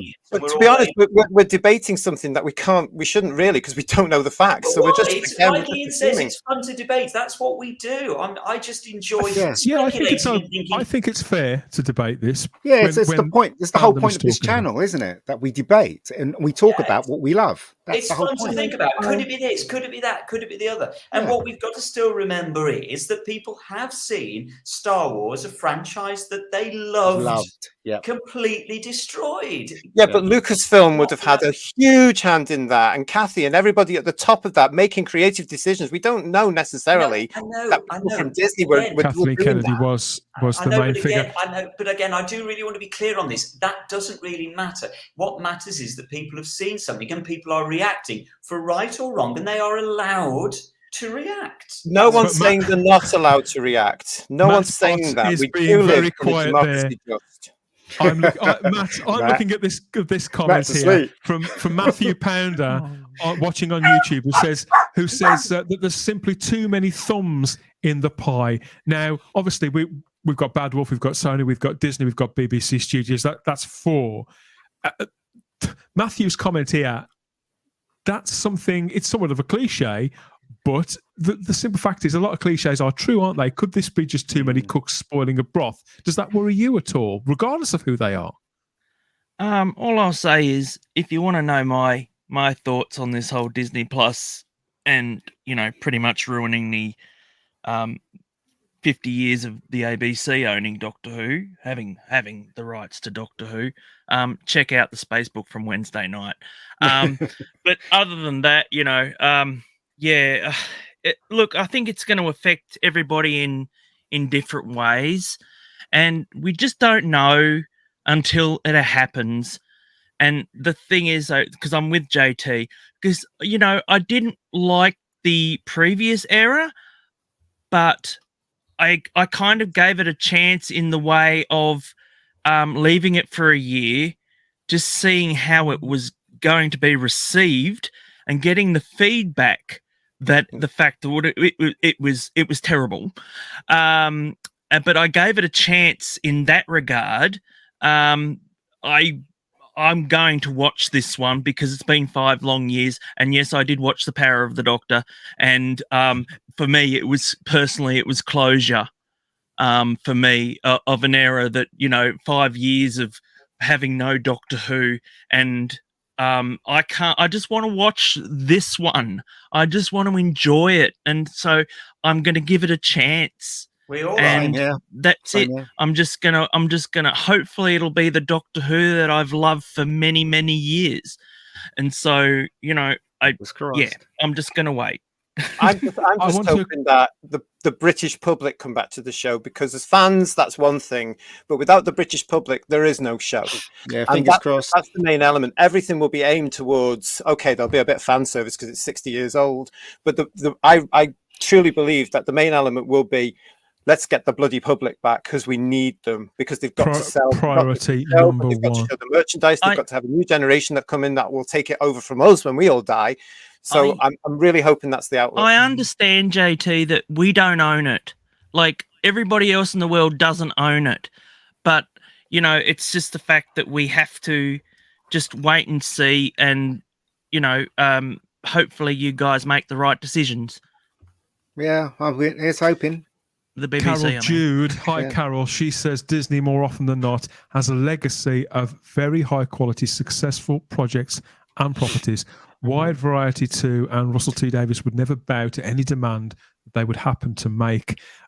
Disney have obviously been around for 100 years, haven't they? Is it 100 years, around that? Longer, I think. Longer.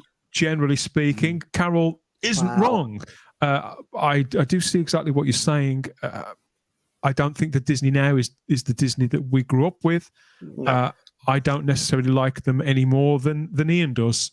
But then again, I don't like what I've seen of the people who run Netflix either, or Amazon. Come to think of it, to get something. I mean, I believe The Rings of Power is an absolute travesty. I mean, on principle, but like Simon, I made the judgment that you were talking about, Simon, is that I didn't watch it, and based on entirely, so I'm no better in that respect, just on principle. But we all, we all absolutely.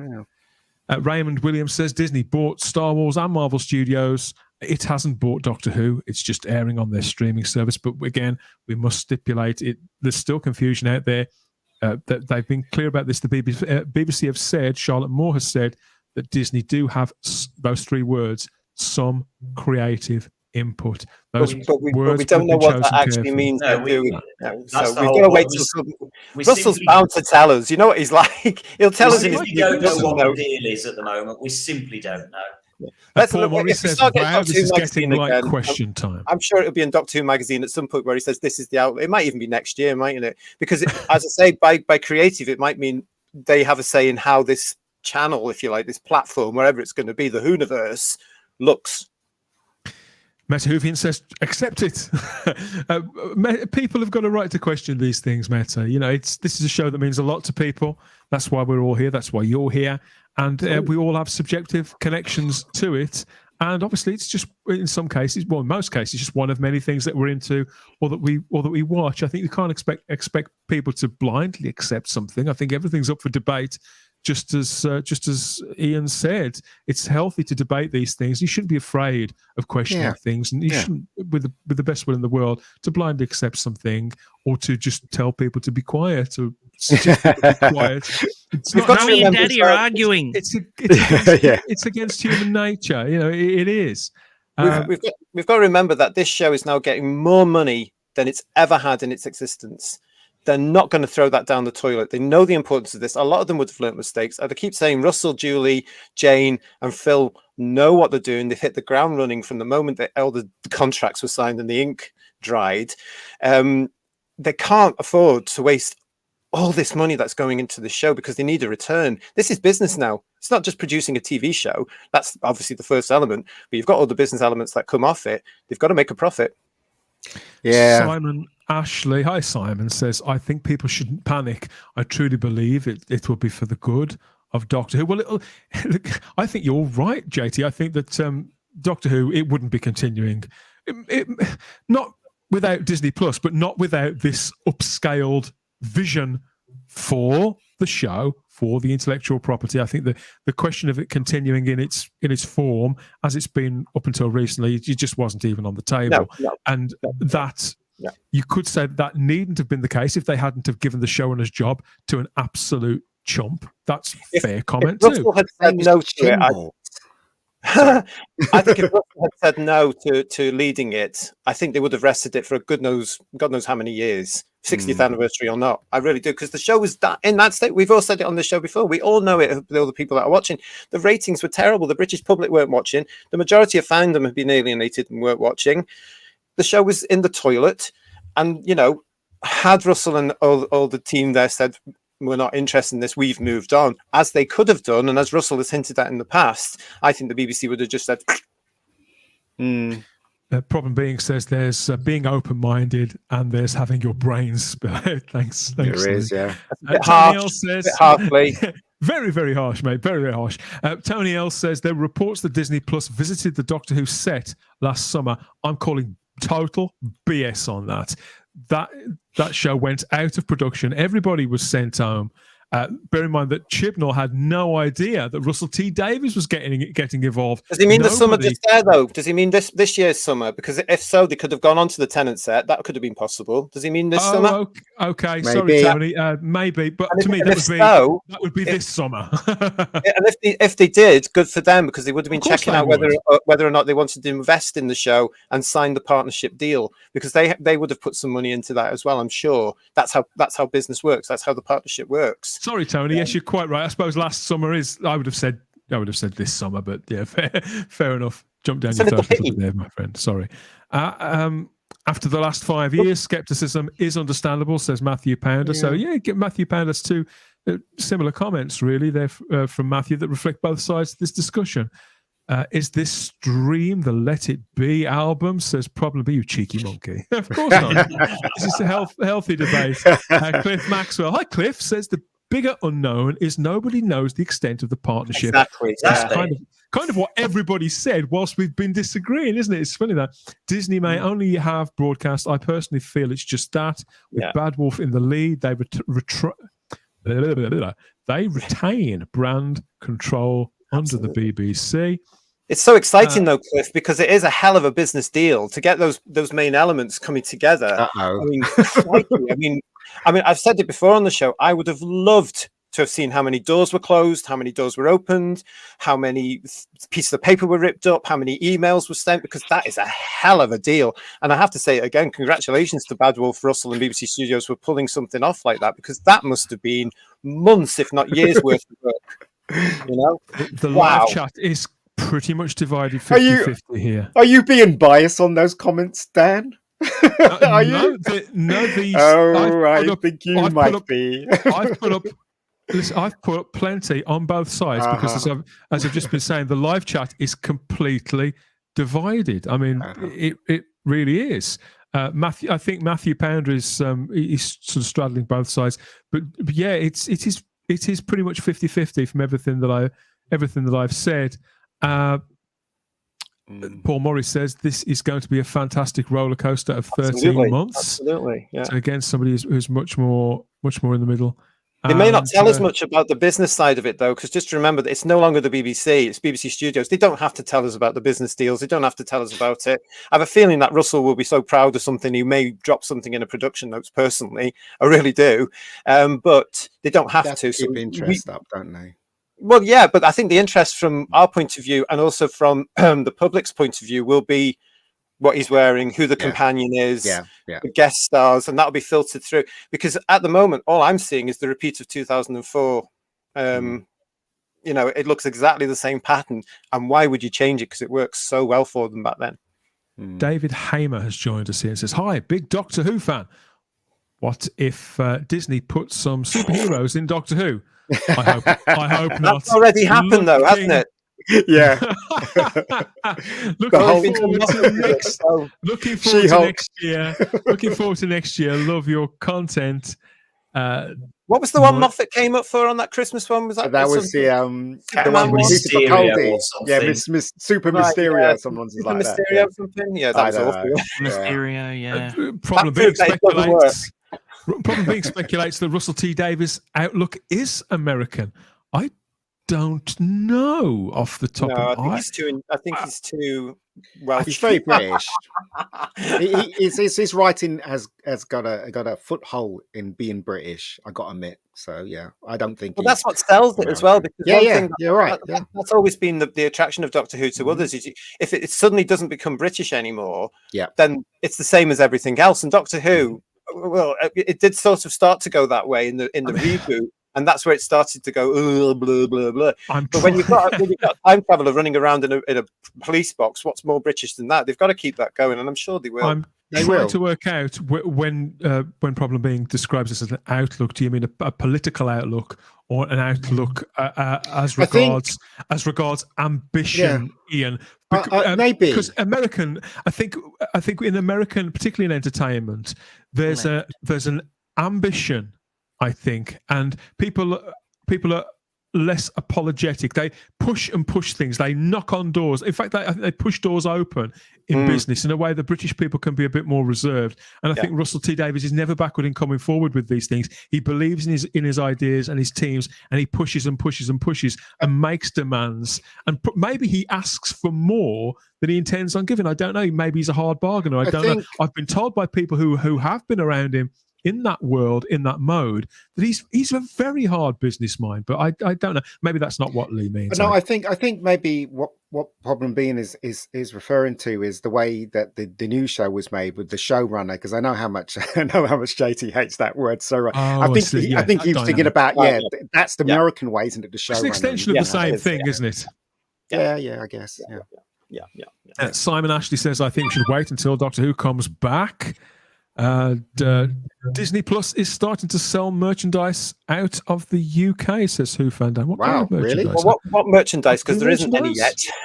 Not, from the stuff I've seen that's come up next year, it's all BBC Studios have the marketing deal. They may be a distribution deal, which is good for the show, because I think Simon or Ian or somebody said recently, would there be a drop in the Disney shops, which will be Doctor Who merchandise? Now, if you've got that deal, I can't see why that would harm the show, because that means the quality of the material is going to be better.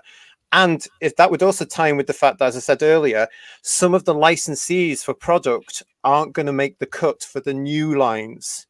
So that means that hopefully there's a better quality coming through.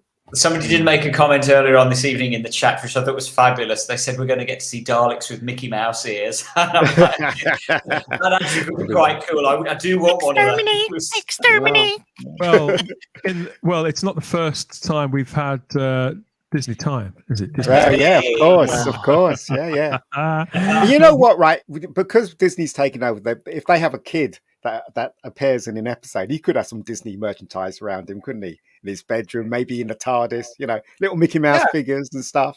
Disney merchandise is brilliant. I love some of the Disney merchandise. I'm deadly serious when I say I'd like a Dalek with Mickey Mouse ears. I'm not kidding you. Because we were all I was fascinated when David Tennant mentioned Back to the Future in one episode. Do you remember? I was like, he's mentioning Back to the Future. So they'll probably mention the Hulk, Thor, Iron Man, and Doctor Who. I don't think it'd go that far, but Russell's quite keen on his modern day references, as we all know. So it wouldn't surprise me. I don't think they'll do it every week. But it depends again on I mean, we've discussed this and agreed before. The next version that Russell's going to give us is going to be nothing like 2005 to 2008. It's going to be nothing like that at all. It's going to be totally different. And that's the exciting thing. You got to remember too, Mickey Mouse was in a Carry On film, so it'll happen anywhere. Could be anywhere, yeah. Moons of Madness says any creative input from Disney is poison.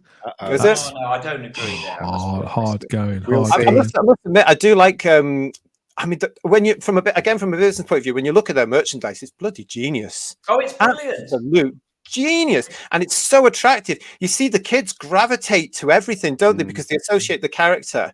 I mean, what's that little blue alien from a show? Christmas decorations of Snatch. Yeah, Stitch. Lilo, Stitch. Thank you. That one. I mean, that's still around, and the kids still know it. So that marketing plan, which has evolved, the BBC can learn a lot from that. Studios can look at it. Well, it's true what somebody else said in the chat earlier on that you flagged up, Dan, that Disney do, in all honesty, have a high standard. Generally, they do have, as I said earlier, I couldn't argue with that. You go around the theme parks and the standard of them is off the scale. Never been to one. And so they absolutely do have enormously good quality control. At Disney, there is absolutely no denying that whatsoever. And so that's why I'm not automatically jumping to the conclusion it's going to be disastrous. I'm just saying I think they might be having more of an input in it than we necessarily think. It's just possible. It's possible, and it might be for the benefit. I mean, if they are certainly, if I would love it if their people are talking to BBC Studios and saying this is where you're going wrong with your merchandise, that would be interesting, wouldn't it? You know, because some of the stuff that we've had over recent years as well has been absolute nonsense. Sure, yeah. It'd be nice to have some quality for once, because it's always been. Well, it hasn't been quite there, has it? Let's just say it's been nice stuff, but when we're still talking about character options all these years later, as an example, just an example, or whatever, and they're just churning out books and CDs and jigsaws, and give us something. But you know what, right? No matter. Sorry, go ahead. Past Disney, it just wouldn't get past Disney control, Disney quality control. It just wouldn't. But you know what, right? No matter what we all say, we may have heated arguments on this thing, but I can tell you one thing, and I'm speaking for everyone here. Everyone wants this show to work. Everyone wants Russell T to work. This whole thing to work. That's what we want. We want people watching it again. And I would love to have that week back, Ian, of 2008, where the Stolen Earth went to Journey's End, and absolutely everybody in the world seemed to be coming up to me. Did you see David Tennant regenerate? Who's the next one? That excitement that Britain had has not been repeated. We didn't even get it with Day of the Doctor. I felt it again slightly last week, because again people were going, "Oh, David Tennant's coming back to Doctor Who." Yes, he is actually. It's going to be next year. You have to watch his series. Oh yeah, I'll watch that. And if that can be played upon for next year, then I think it's going to be a huge hit anyway, simply because Tennant's there. Agree. Totally agree. The whole debate is not going to end. I think the outrage isn't going to end. I'd like to think the optimism isn't going to end and be worn down either. And hopefully the fact that this is not Chris Chibnall running this show. No. Bad Wolf, Russell T Davies, certainly. I can't speak for Disney Plus, but Russell and Bad Wolf seem more than happy to show us what they're actually doing up to a point to get us on board, to keep us on board, to keep our interest. And I think we're going to get as much of the flavour of this as they can possibly show us without spoiling it. I think we're going to see more sooner rather than later that hopefully will, if not banish fears. That's impossible. There's a long time to wait between now and then, and we've all seen the bait and switch move. But again, I think they're being very clear here about what they're doing, who's involved. I mean, I'm talking Bad Wolf here. Who's involved on screen? What's coming when? Which lead actors are coming when? And I think, whilst I do think that obviously, to a pessimist is never disappointed, and you have to be. This hasn't happened in a bubble. I think Problem Beings said that earlier on in the live chat. All of this hasn't happened in a bubble. You've got to be informed by past experiences, but you shouldn't be manacled to them either. Otherwise, you're going to make the next 18 months or so unnecessarily hard for yourself. Yeah, just enjoy it. Just roll with the punches, stick with us, have these conversations, get involved in the live chat, listen to us ramble on, pick your side by all means, and know that this is all done in the spirit of love of this show. I don't think we should do sides either. I think at some point we've got to come together to support the show, because it's our responsibility as fans. I mean literally. Not we watching next year. But don't you think it's interesting timing, Dan? Human beings are very tribal, though, JT. It's understandable. Yeah, only in fandom. But listen, I'm more so now than ever. But I think it's absolutely beautiful timing, and I do think it's timing that poster that appeared on the BBC social media today, the one that you showed up before, with that quote, "What the hell is going on?" When I saw that, I thought they're aware of this and they're having a laugh with us now. And that's that. I think that's the start of something else to explain what the hell is going on, maybe, when it comes to the story, when it comes to the actual production, because that was a beautiful shot. I don't know who I am. What the hell is going on? That just encapsulates what we've just been speaking about for the last 35 minutes or whatever. The schizophrenia, a British American co-production. It's Doctor Who has been a co-production, as I've said before, for 26 years. That's not new, but obviously Disney Plus is an unknown quantity. Disney an unknown quantity to us in the Whoniverse. And but yeah, be cautious by all means, but I think balance that with optimism if you can. Next year is the 60th anniversary year. There's going to be a lot to enjoy, and I do think that they want us there watching. I don't think anybody obviously I don't know about Disney, but all the signals that I'm getting from Bad Wolf, from Russell, is they're not trying to exclude anybody from this. We're not getting that whole thing. If you don't like it, don't watch it. I don't think we'll get any of that. Perhaps it's too early in the production to know. I can't imagine exactly the intellectual property cannot take that kind of thing. This has now come out of that. Doctor Who broke down and failed. We all saw it. It was. Yeah, we have it on good authority. I say this every week. I remind you that we have it from several sources that Doctor Who on BBC Wales under Chris Chibnall was out and out cancelled. It's already, the worst has already happened. Here we have this new life, this third life, and this relaunch coming our way. All will be revealed in 2023 all over the world, and we're going to be here watching, listening, and talking about it. Not just about the stuff that's going on now, but plenty of nostalgia too. I think it was important to have a second half to this discussion as everything's changed over the last fortnight. And this show is, this is what we do. We talk about the past, the present, and the future of Doctor Who, both on Type 40 and Type 40 Live. And you guys out there, everybody who watches and listens and comments along, either in the live chat or the comments section afterwards on YouTube, you're an integral part of that. Please keep those comments coming. Like the video, whether you agree with one half of the argument or the other. Healthy debate, passionate debate is never a bad thing. So yeah, please like the video, subscribe to the channel, hit the cloister bell so you get all the notifications about what's going on next, whether it's another discussion like this, a lively discussion, or whether it's a podcast or some of the other stuff that we do, some of the reviews, breaking news, some of the previews, break news.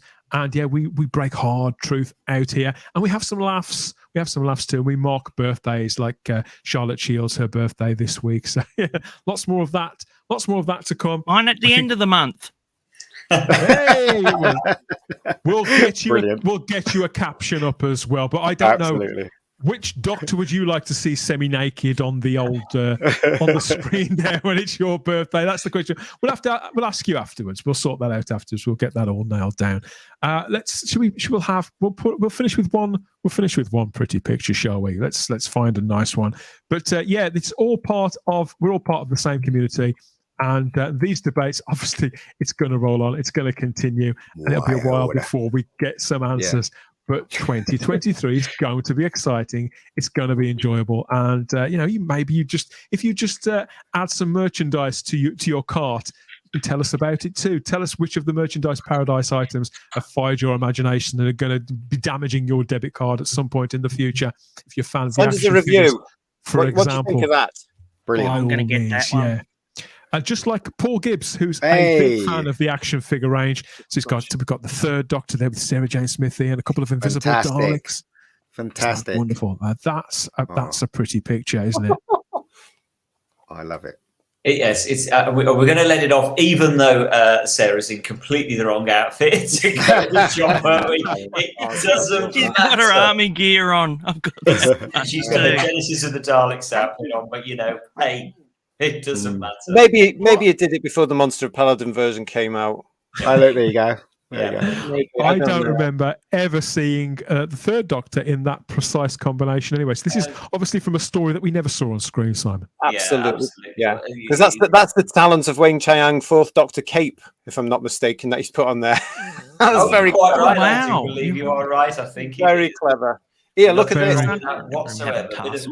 Bit of cross-dressing there. Here's a pretty picture for you. Looks like Sean Pertwee did. There's an adipose in the back too. Oh yeah, there is. Oh, that's brilliant. There is on the hill, yeah. Oh, I love the adipose. You can follow Paul on social media. I think he's on Twitter. I think he's got his own website as well. But I'll try and get the details for that and pop them in the description of the video and the show notes to the podcast as well. There. Let me show you that. Look at that. Oh, that's wow. Good. Is that from the new book, mate? Oh, the new one. Yeah, better than the new ones anyway. Yeah. Great. Want to see sunlight. Squids. See sunlight. Yeah. I'm knackered. Yes. Get some coffee quick. So yeah, this has been a hell of a debate. this is what we do on this show, and sometimes we go down rabbit holes. There's people asking, why aren't you talking? There's people in the live chat, why haven't you mentioned this and that and that and that? We can't. We have to. Come back next week. We have to stay realistically on track with the particular. If we have one conversation, it's got to be that one conversation, one discussion. We'll get around to all those others at a later date, as spin-offs, whether they're in live action or animation. Obviously, the possibilities, the avenues of the opportunity to expand this brand could go off in all sorts of directions, and we will be talking about all of that, I promise, Cliff. It's a lot of fun. Talking it's a about lot of that fun on subsequent shows. But Ian, thanks for your time as always, right, mate. JT, thank you. Debate. Absolutely love See you it. again, and thanks for all the merchandise. Simon, a pleasure as always. And Matt Potts, enjoy the rest of your day. But please like the video, subscribe to the channel, share along if you've just I need one of them cups. You do. That is it for this time. We always have the time if you have the space here at Type 40 Live. Back for more next week. Catch you later. Bye-bye.